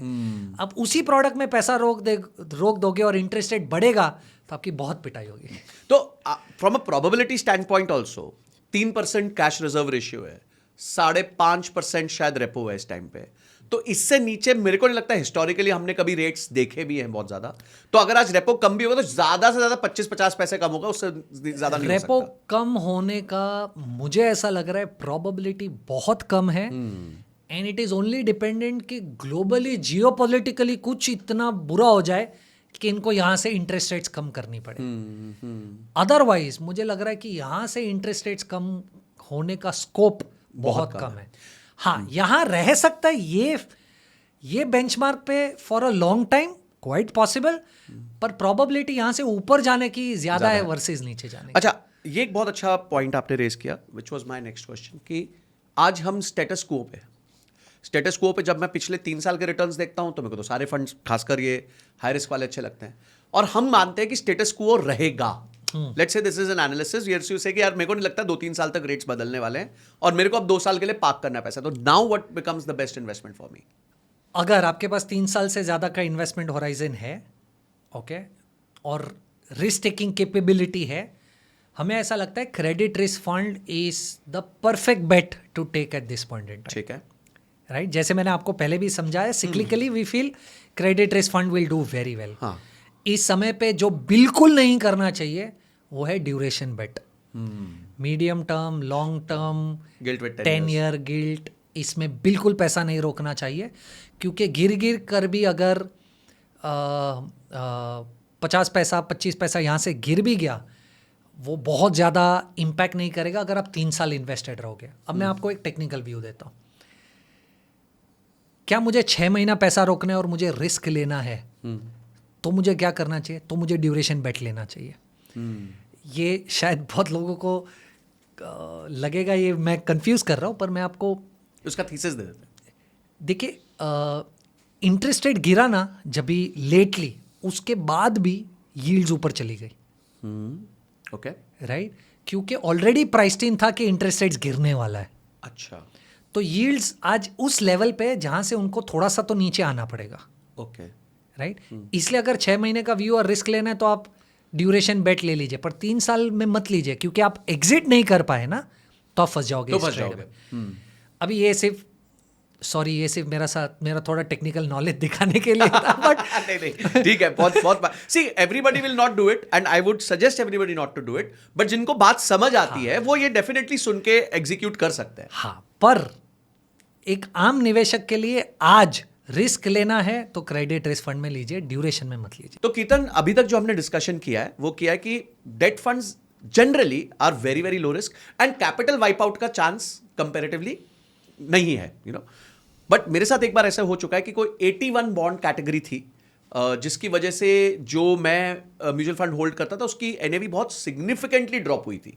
तो वो केस क्या था और वो केस हमारे साथ फिर से ना हो जाए, उसके बारे में अगर आप बता सको थोड़ा। तो देखिए, मैं सबसे पहले तो आपको ये एक बहुत इम्पॉर्टेंट अंडरस्टैंडिंग है जब भी आप म्यूचुअल फंड में निवेश करोगे वो देखने के लिए कि म्यूचुअल फंड एक तो 50 बॉन्ड्स में पैसा रोकता है, फुल लिक्विड है, एक आध बॉन्ड डिफॉल्ट भी हो जाएगा हाइपोथेटिकली, तो उसमें शायद आपका रिटर्न 1 या 2% से गिर जाए। पर जैसे आपने कहा, ऐसा नहीं पॉसिबल है कि आपका माइनस में रिटर्न चला गया 2-3 साल होल्ड करने के बाद भी, बहुत कम प्रोबेबिलिटी है, राइट? पर ऑफ कोर्स ये इंडस्ट्री भी बहुत सारे लेसन्स लेकर सीखी है over a period of time, and one of the lessons was कि आप बहुत ज़्यादा कॉन्सेंट्रेटेड रिस्क मत ले लें प्रोडक्ट में, राइट? इसीलिए मैंने आपके एक क्वेश्चन में ये भी कहा कि टिपिकली आपने मुझे पूछा कॉर्पोरेट बॉन्ड फंड में बाकी का 20% पैसा कहाँ जाएगा अगर 80% पैसा AAA में जा रहा है, तो मैंने आपको कहा वो मोटा मोटा फिर भी AAA में ही रहेगा, क्योंकि industry over a period of time सीख गई है कि हमें बहुत ज़्यादा क्रेडिट रिस्क नहीं लेना, राइट? देखिए, आप जब म्यूचुअल फंड में पैसा रोकते हो तो म्यूचुअल फंड बहुत अलग अलग तरीके के प्रोडक्ट्स में पैसा रोक सकते हैं, राइट? उसमें कुछ बिल्कुल risk free kind of products हैं और कुछ रिस्क वाले भी प्रोडक्ट्स हैं, राइट? फिक्स्ड इनकम में ही, बॉन्ड्स में ही सबसे हाईएस्ट कैटेगरी वाले रिस्क वाले प्रोडक्ट्स में से एक प्रोडक्ट होता है जिसे आप कहते हो 81 बॉन्ड्स। अच्छा, राइट? 81 बॉन्ड्स क्या होते हैं? 81 बॉन्ड्स सूडो इक्विटी है, ओके? तो ये बैंक्स इसलिए इशू करते, बैंक्स इसे इस तरीके से इशू करते कि मान लीजिए बैंक का उस साल कोई प्रॉफिट नहीं हुआ तो बैंक आपको उस साल का इंटरेस्ट नहीं देगा और उसे आप डिफॉल्ट नहीं मान सकते। अच्छा, मतलब इक्विटी से इंटरेस्ट पे आउट लिंक्ड है, परपेचुअल बॉन्ड्स की तरह है ये, ओके, राइट? सेकंड, बहुत सारे टेक्निकल ये है कि रिजर्व्स रेशियो उनके कुछ लेवल के नीचे चले गए तो आपका बॉन्ड राइट ऑफ भी कर देंगे और आप उसे फिर भी you can not consider it to be a default by the bank. अरे बाबा, राइट? तो ऐसे 2 केसेस तो हो चुके in the very recent pass. Yes bank हुआ था जिसमें 81 बॉन्ड्स टियर 1 बॉन्ड था, एक हुआ था लक्ष्मी विलास बैंक, हाँ, जिसमें बाद में टेक ओवर भी हुआ, जिसमें टियर 2 बॉन्ड्स हुए थे, राइट? तो म्यूचुअल फंड्स पहले इन प्रोडक्ट्स में इन्वेस्ट करते थे, अभी भी कुछ म्यूचुअल फंड्स इन प्रोडक्ट्स में इन्वेस्ट करते हैं, पर आपको समझना ये है कि हजारों बॉन्ड्स लिस्टेड है, उसमें से 2-4 बॉन्ड्स में ऐसा हुआ है। ऑफ कोर्स क्योंकि हमारे साथ ये बहुत रेगुलरली नहीं होता, हमको ऐसा लग रहा है कि यार एक भी केस हो गया तो बहुत बड़ा केस हो गया, पर the biggest lesson that the industry has actually learned is concentration risk. What is concentration risk? Concentration risk का मतलब है कि आपके पास अगर 100 रुपये, तो आप उन 100 रुपये में से कितना रुपया इन प्रोडक्ट्स में निवेश करोगे, और इन प्रोडक्ट्स में निवेश करने के बाद भी एक ही कंपनी के उस प्रोडक्ट में कितना पैसा निवेश करोगे। अगर 81 भी करना तो 6 बैंक्स पे कर देते हैं, 8 बैंक्स पे कर देते हैं। करेक्ट। तो आप मान लीजिए टोटल 10% पैसा 81 में डाल रहे हो, उसमें भी अगर 6 में डाल दिया तो आपने रिस्क कम कर बहुत दिया। कम कर लिया। तो ये बहुत बड़ी लर्निंग है मेरे हिसाब से इंडस्ट्री की, राइट? क्योंकि उस जमाने, जिस जमाने की आप बात कर रहे हो, 8-8, 10-10% कॉन्सेंट्रेशन एक बैंक के एक प्रोडक्ट में हो रहा था। हाँ, जिसकी वजह से एनएवी पे इम्पैक्ट आपको हमारी बहुत दिखा था। पिटाई हुई भाई, हमारी कॉस्ट पे सीखा इंडस्ट्री ने। राइट। तो अब तो बहुत ही सिग्निफिकेंटली बेटर हो गया है। पर ये भी अगर मैं आपको कहूँ, ये it was a very bad phase for the entire market, right? मैं आपको समझाता हूँ क्यों। देखिए, फिक्स्ड इनकम मार्केट इक्विटी की तरह लिक्विड नहीं है, राइट? तो आज आपको मान लीजिए 5 लाख रिलायंस के शेयर्स भी मार्केट में बेचने तो लिक्विडिटी मिल जाएगी, पर क्या उस लेवल की लिक्विडिटी फिक्स्ड इनकम मार्केट में? The answer is no, right? तो जितने भी लोग गवर्नमेंट बॉन्ड्स में ट्रेड कर रहे हैं उनको कोई प्रॉब्लम नहीं है, क्योंकि गवर्नमेंट बॉन्ड्स में लिक्विडिटी है। पर आप जब कॉर्पोरेट बॉन्ड मार्केट में आते हो, राइट, वहाँ पर लिक्विडिटी नहीं है। वहाँ पर भी लिक्विडिटी कॉन्सेंट्रेटेड है बड़े बड़े नामों में, AAA रेटेड, रिलायंस का बॉन्ड हो गया, M&M का बॉन्ड हो गया, कोटक का बॉन्ड हो गया, उन सब में लिक्विडिटी है। पर आप जैसे ही नीचे जाते हो, लिक्विडिटी खत्म होती है, वहाँ पर लिक्विडिटी नहीं है, राइट? अब होता ये है कि आपने तो अक्रॉस इन्वेस्ट किया हुआ है, राइट? आपने तो AAA में भी इन्वेस्ट किया है, AA+ में भी किया है, AA- में भी किया है, सब में किया है। अब इंडस्ट्री लेवल पे एक बॉन्ड जब डिफॉल्ट हो जाता है, ठीक है, तो थोड़ा सा पैनिक स्प्रेड होने लगता है, रिडम्पशन प्रेशर आता है। जब रिडम्पशन प्रेशर आता है तो आप जो सबसे ज़्यादा लिक्विड है उसे बेचने की कोशिश करते हो। तो आपने जो भी लिक्विड था वो बेचकर ख़त्म कर दिया। अब बचा आपके पास इलिक्विड पोर्शन। अब अगर रिडम्पशन प्रेशर स्टॉप नहीं होता तो कैसे इसे रिडीम कर पाओगे? अब सेबी ने बहुत ही इंटरेस्टिंग मार्केट इंफ्रास्ट्रक्चर बना दिया है जहाँ पर ये प्रॉब्लम्स बहुत कम हो जाएंगी, राइट? पर रिस्क तो रिस्क है, ये आपको समझना है, राइट? पर of course having said this, क्योंकि ये डिस्कशन कर रहे हैं इसलिए ये पॉइंट्स निकाले। आज अगर मुझे आप पूछोगे तो मुझे नहीं लगता कि म्यूचुअल फंड्स क्या प्रॉब्लम सॉल्व करे आपके। सबसे पहले तो आपको नहीं पता कौन से बॉन्ड में निवेश करना है, तो वो डिसाइड कर रहे हैं आपके बिहाफ पर उनके अंडरस्टैंडिंग से कि यार ये 50 बॉन्ड्स अच्छे हैं। सेकेंड, 50 बॉन्ड्स में निवेश है तो आपको डाइवर्सिफिकेशन मिल रहा है, 1-2 बॉन्ड्स चले जाएंगे। लिक्विडिटी, वो आपके बिहाफ पर ड्यूरेशन और क्रेडिट रिस्क मैनेज कर रहे हैं। तो मुझे ओवरऑल एक बहुत अच्छा सिस्टम दे रहे हैं आपको, जिस तरीके से इक्विटी में है कि आपके बिहाफ पे वो स्टॉक सिलेक्ट कर रहे हैं, या फिर कभी बाहर निकल जाते हैं, कभी अंदर चले जाते हैं। So they are doing that, right? Exactly. And क्योंकि सेबी रेगुलेटर है, तो सेबी तो आपके एंगल से सोच रहा है एज अ निवेशक कि यार आपको क्या प्रॉब्लम ना हो, और उसे अवॉइड करने के लिए मुझे क्या सिस्टम्स एंड प्रोसेसेस सेट करने हैं। तो मुझे ऐसा लग रहा है स्पेसिफिकली ये 2020-21 के केस के बाद बहुत ही सिग्निफिकेंटली इंफ्रास्ट्रक्चर बेटर हो चुका है। हाँ, एक प्रॉब्लम ये हुआ है कि मुझे ऐसा लग रहा है कि म्यूचुअल फंड्स ने रिस्क लेना छोड़ दिया। अच्छा, बहुत ज्यादा उल्टा हो गया, मतलब फिर उल्टा हो एक्सट्रीम गया, कंजर्वेटिव, इतने कंजर्वेटिव हो गए कि क्रेडिट रिस्क फंड, जिसका नाम ही क्रेडिट रिस्क लेना है, उसमें भी रिस्क नहीं ले रहे। तो आई एम श्योर इंडस्ट्री थोड़ा सा बेटर हो जाएगी, पर फिक्स्ड इनकम मार्केट में लिक्विडिटी मुझे ऐसा लग रहा है बहुत ज़रूरी है, डेवलप होनी चाहिए। और अगर लिक्विडिटी डेवलप हो गई तो ये मार्केट बहुत ही सुपीरियर हो जाएगा। And I think that is why US succeeds, because US का डेट मार्केट जो है वो एक्सट्रीमली लिक्विड है। लीमन ब्रदर्स से पहले सॉलोमन ब्रदर्स था जो प्योरली डेट में डील करते थे, और ये था। अच्छा कीर्तन, आपका एक ट्वीट था जिसने आपको बहुत एक प्रचलित भी किया, बिकॉज आपने एक चीज़ बहुत ज़बरदस्त प्रिडिक्ट की थी। I think which was Franklin Templeton का केस था। उस केस में आपने प्रिडिक्ट कर दिया था कि there is a very high chance कि there may something may go wrong here, कुछ डेटा आपने देखा था। तो वो केस से आप थोड़ा बहुत एक तो उसके बारे में बताइए, और what was your top learning and how do you evaluate these things? कैसे एक आम निवेशक कर सकता है क्या वो? देखिए, सबसे पहले तो फ्रैंकलिन के केस में क्या होता है वो मैं आपको समझाता हूँ। ये जो थोड़ी देर पहले मैंने आपको कहा था ना कि मार्केट में अगर कुछ हो जाता है तो लिक्विड एसेट्स पहले निकल जाते हैं, फिर इलिक्विड से फंस जाते हो, वो केस था एक्चुअली फ्रैंकलिन का। तो फ्रैंकलिन बहुत ही पॉपुलर फंड हाउस था to take credit risk. Okay, यानी मान लीजिए दूसरे हर फंड का एवरेज 7% रिटर्न है, पर फ्रैंकलिन का 10% था। Franklin ruled the market in the fixed income space.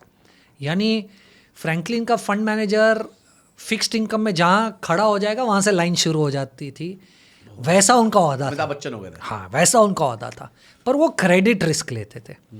Credit risk का मतलब क्या, वो AAA में थोड़ा सा निवेश करते थे, पर AA माइनस, A+, A-, उस तरीके की बेट्स लेते थे, राइट। और जैसे मैंने कहा म्यूचुअल फंड्स में तो एक आधा बॉन्ड डिफॉल्ट हो गया, उससे फंड पे कोई फर्क नहीं पड़ता था। वो 10 की जगह पे 9.5% रिटर्न देता था, पर वो 9.5 फिर भी 7 से बहुत ज़्यादा होता था, राइट।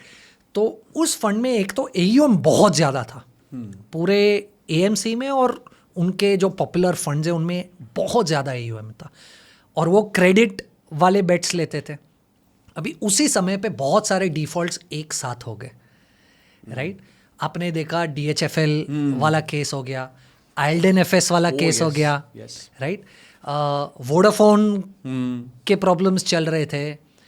तो अब जानने वाली बात यह है कि DHFL और आइल्डन FS AAA रेटेड कैटेगरी के बॉन्ड्स थे, और ओवरनाइट एक AAA रेटेड कैटेगरी का बॉन्ड डब्बा हो गया, डिफॉल्ट हो गया, राइट। तो अब फिक्स्ड इनकम मार्केट में पैनिक स्प्रेड हो जाएगा Obviously. कि बॉस मैं कैसे बिलीव करूं आपके AAA रेटिंग के स्टेटस पे, जब आपने AAA रेट किया हुआ है किसी एक इतनी पॉपुलर क्रेडिट रेटिंग एजेंसी ने, और वो बॉन्ड डिफॉल्ट कर जाता है। ये तो जैसे US में हुआ था, अचानक से लीमन ब्रदर्स, ये सब डब्बा हो गए। करेक्ट। तो ऑटोमेटिकली पैनिक स्प्रेड हो गया मार्केट में, और लोग डरने लगे फिक्स्ड इनकम मार्केट से। तो अभी आप सोचिए AAA वाला 0 हो सकता है, तो AA वाला तो हो ही सकता है। तो A+, A-, BBB+, BBB- वाले का क्या होगा। तो पैनिक स्प्रेड हो गया, रिडम्पशन प्रेशर आने लगा। अब रिडम्पशन प्रेशर आने लगा, लिक्विडिटी है नहीं, लिक्विडिटी है नहीं मार्केट में, तो उन्होंने पहले थोड़ी सी लिक्विडिटी जितनी थी उतनी दे दी, अब वो अटक गए। अब सेबी का एक बहुत ही इंटरेस्टिंग प्लेटफॉर्म है, सेबी का नहीं कहूँगा, मार्केट इंफ्रास्ट्रक्चर है, जिसमें आप एक दूसरे से ओवरनाइट पैसा बोरो कर सकते हो। अच्छा, it's called trap, TREP, try party repo. इसे CBLO भी कहा वो जाता है, दस्ती खाता जिसे कहते हैं अपने यहाँ, कि भाई अरे वो हाँ। कीर्तन से लाख रुपए ले आना please. Collateralized borrowing, lending and obligation भी कहते हैं इसको। ओके, एक प्रॉपर मार्केट है, जैसे अपना स्टॉक मार्केट है, बॉन्ड मार्केट है, वैसा एक प्रॉपर मार्केट है, जहाँ बैंक्स एक दूसरे से, NBFCs, MFs, mutual funds, corporates, हर कोई एक दूसरे से पैसा बोरो और लेंड कर सकता है ATM है ओवरनाइट, मतलब एक तरीके का। राइट। तो इन फंड्स को अलाउड था कि अगर आपके पास रिडम्पशन प्रेशर आ जाए और आपको ऐसा लगे कि ये भाव पे नहीं बेच सकता मैं, इन्वेस्टर्स को नुकसान हो जाएगा, तो आप यहाँ से बोरो करके रिडम्पशन दे दो, ठीक है, ठीक है। अब पर उसमें लिमिट थी कि आप 10% तक, आपके AUM का 10% तक पैसा वहाँ से बोरो करके रिडम्पशंस दे सकते मतलब 10,000 करोड़ का AUM है तो 1,000 करोड़, ठीक है। तो अब हम बहुत ही डीपली ये सब स्टडी करते, क्योंकि हमारे इन्वेस्टर्स का पैसा लगा हुआ है। तो ऑफ कोर्स हमारे भी इन्वेस्टर्स का पैसा इन फंड्स में लगा हुआ था, क्योंकि इनसे बेहतर फंड्स ही नहीं थे म्यूचुअल फंड में, फिक्स्ड इनकम स्पेस पे। तो जब उनकी मार्च की, if I am not wrong, fact sheet I, right, तभी हमने देखा कि CBLO was -17%।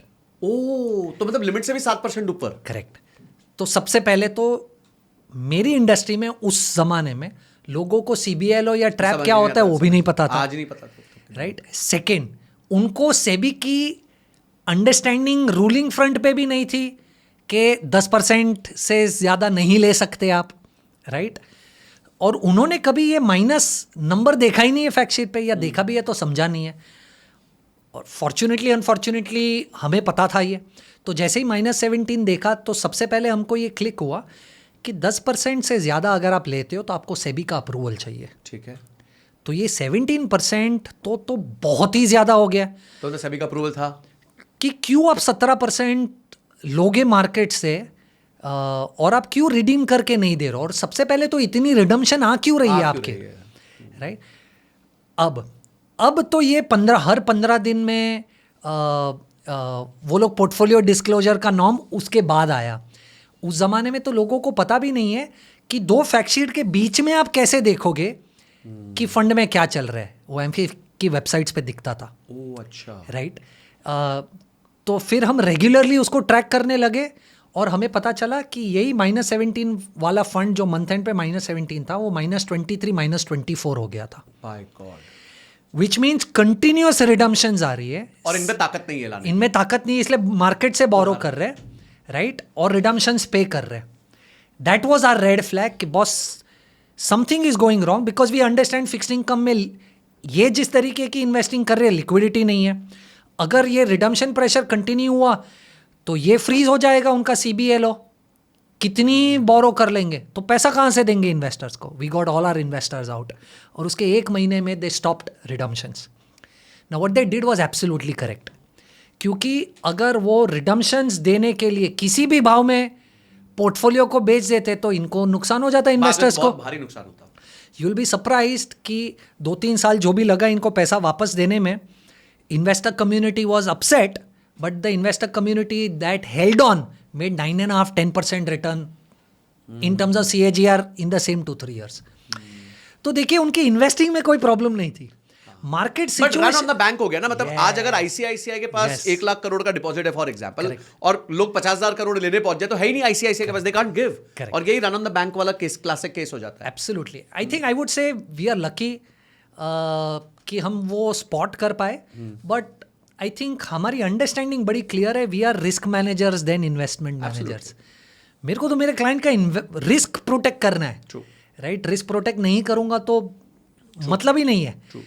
So of course the intention was to be able to generate ज़्यादा रिटर्न फॉर द क्लाइंट, क्योंकि ये 2-2.5% ज़्यादा रिटर्न दे रहा था, पर रिस्क मैनेज नहीं करते तो ये नहीं हो पाता। तो I think this was a very interesting learning. तो अब आप देखिए इसी की वजह से अब फंड मैनेजर्स क्रेडिट रिस्क नहीं लेते। मतलब वो बहुत ही ज्यादा वो दूध का जला छाछ भी फूक फूक पे पी रहा है अब तो। एग्जैक्टली। इसीलिए मैं कह रहा था कि फिक्स्ड इनकम मार्केट में बहुत लिक्विडिटी की ज़रूरत है, इसको डेवलप करने की ज़रूरत है, क्योंकि अगर ये डेवलप नहीं होगा ना तो हम फिक्स्ड इनकम में बहुत ज़्यादा अच्छा काम नहीं कर पाएंगे जो फ्रैंकलिन कर रहा था। आज फिक्स्ड इनकम में फ्रैंकलिन का नाम खराब हो गया, but I can still tell you, मैं हैंड ऑन हार्ट उसके ज़्यादा कोई फंड मैनेजर नहीं था, आज भी नहीं है फिक्स्ड इनकम स्पेस में। ब्यूटीफुल। पर कोई नहीं कर रहा है, कोई नहीं कर, बिकॉज वही है, इकोसिस्टम से लोग बहुत डर जाते हैं। क्योंकि आप देखिए वर्ल्ड की किसी भी डेवलप मार्केट में फिक्स्ड इनकम इक्विटी से 10 गुना बड़ा मार्केट है। ट्रू। इंडिया में 1/10 है, तो अभी तो पता 100 गुना जाने की स्कोप है। But I think regulatory decisions मुझे ऐसा लग रहा है बहुत गलत हो चुके हैं। I give you an example why. अब आज से 2 साल पहले चले जाए तो म्यूचुअल फंड्स में आपको इंडेक्सेशन एडवांटेज मिलता था। इंडेक्सेशन एडवांटेज का मतलब क्या था? फंड ने 8% रिटर्न जनरेट किया, इन्फ्लेशन 6% था उसी दौरान, 2% पे तो आपको 2% पे 20% देना है, 30% भी नहीं, अठन्नी देनी है, राइट। तो आपको 0.4 देना है 8% तो पे। पीपल वर प्रोत्साहित किया जा रहा था। करेक्ट। जो अब 2.4 है 30% वाले पे, जब आपको 0.4 इंसेंटिव दिया जा रहा था कि फिक्स इनकम में इन्वेस्ट करें म्यूचुअल फंड के through. You will be surprise कि कॉर्पोरेट बॉन्ड मार्केट में कॉर्पोरेट को पैसा देने में नंबर 1 प्लेयर म्यूचुअल फंड्स हैं। तो म्यूचुअल फंड्स की वजह से सबसे ज़्यादा लिक्विडिटी हुआ करती थी कॉर्पोरेट बॉन्ड मार्केट में। पर म्यूचुअल फंड्स इतना बड़ा हो गया, राइट, कि इंश्योरेंस और बैंक्स का प्रेशर आने लगा कि लोग पैसा FDs में और सेविंग्स अकाउंट में नहीं रख रहे और वो पैसा म्यूचुअल फंड में पार्क हो रहा है, जिसकी वजह से ये indexation advantage was removed. You will be surprise, RBI एक साइड पे डायरेक्ट बॉन्ड मार्केट प्लेटफॉर्म को प्रमोट करने की कोशिश कर रहा है और दूसरी साइड पे इंडेक्सेशन का एडवांटेज निकाला जा रहा है। तो ये तो क्लियर है कि RBI को फिक्स्ड इनकम मार्केट को ग्रो करना है, पर जो सबसे बड़ा लिक्विडिटी गिवर है मार्केट में, उसी को सक कर लिया, उसी को डिसइंसेंटिवाइज कर लिया। तो I think hopefully regulatory ecosystem will come together और ये वापस फिक्स्ड इनकम मार्केट शायद बड़ा हो जाएगा। Okay, that gets me to my last question. आपके ये बॉन्ड पूरे इकोसिस्टम में, हमने I think we have spoken about every bond और उसका यूज केस, किसके लिए सही रहेगा, कब सही रहेगा, बात हो गई। 3 या 4 ऐसे म्यूचुअल फंड्स जो आप कहना चाहोगे कि बॉन्ड मार्केट के उस्ताद हैं, ठीक है, मतलब not specifically the category but generally जिनका बॉन्ड मार्केट्स का अंडरस्टैंडिंग आपको लगता है कि उनके फंड मैनेजर्स का बॉन्ड मार्केट का अंडरस्टैंडिंग बहुत अच्छा है? आई थिंक दो तो डेफिनेटली, फर्स्ट इज बंधन okay, and second is Nippon. And if I can also add ICICI. ये 3 AMCs मुझे ऐसा लग रहा है कि फिक्स्ड इनकम स्पेस में फ्रैंकलिन के टक्कर के तो नहीं है, पर they are very good. I think मुझे नहीं लगता कि अब अगर फ्रैंकलिन कोई फिक्स्ड इनकम फंड लेके आएगा तो लोग पैसा डालेंगे, थोड़ा बड़ा अनफॉर्चुनेट है. पर अगर बाकी कोई 2-3 फंड हाउसेज है तो ये 2-3 फंड हाउस है जिसको you all should definitely consider अगर आप फिक्स्ड इनकम में निवेश करना चाहते हो तो. परफेक्ट. सो कीर्तन, थैंक यू सो मच. आपने इतना ज़बरदस्त नॉलेज दिया. आई थिंक मेरे पर्सनल लर्निंग्स भी बहुत थी इसमें, एंड वो ट्वीट मेरे को बहुत प्रभावित किया था तब जब 2020 का जो था आपका, और आपने बताया भी था उसके बारे में. एंड मुझे लगता है कि आपकी प्री अंडरस्टैंडिंग इतनी अच्छी है कि you are able to confidently speak about so many categories at once. नहीं तो इतना ईजी नहीं है डेट मार्केट को अंडरस्टैंड करना. हमने भी जब CFA की थी तो डेट को जल्दी जल्दी निपटा दिया था. हम लोग इक्विटी पे ही ज़्यादा फोकस कर रहे थे, वहाँ ज़्यादा पैसा मिलता है. But yes, it's a very good instrument for people who want to protect their money and still get some upside on it. 100% it is. So thank you Kirtan once again for coming and educating us. Thank you. Sanjay ji, thank you so much for having me. Thank you.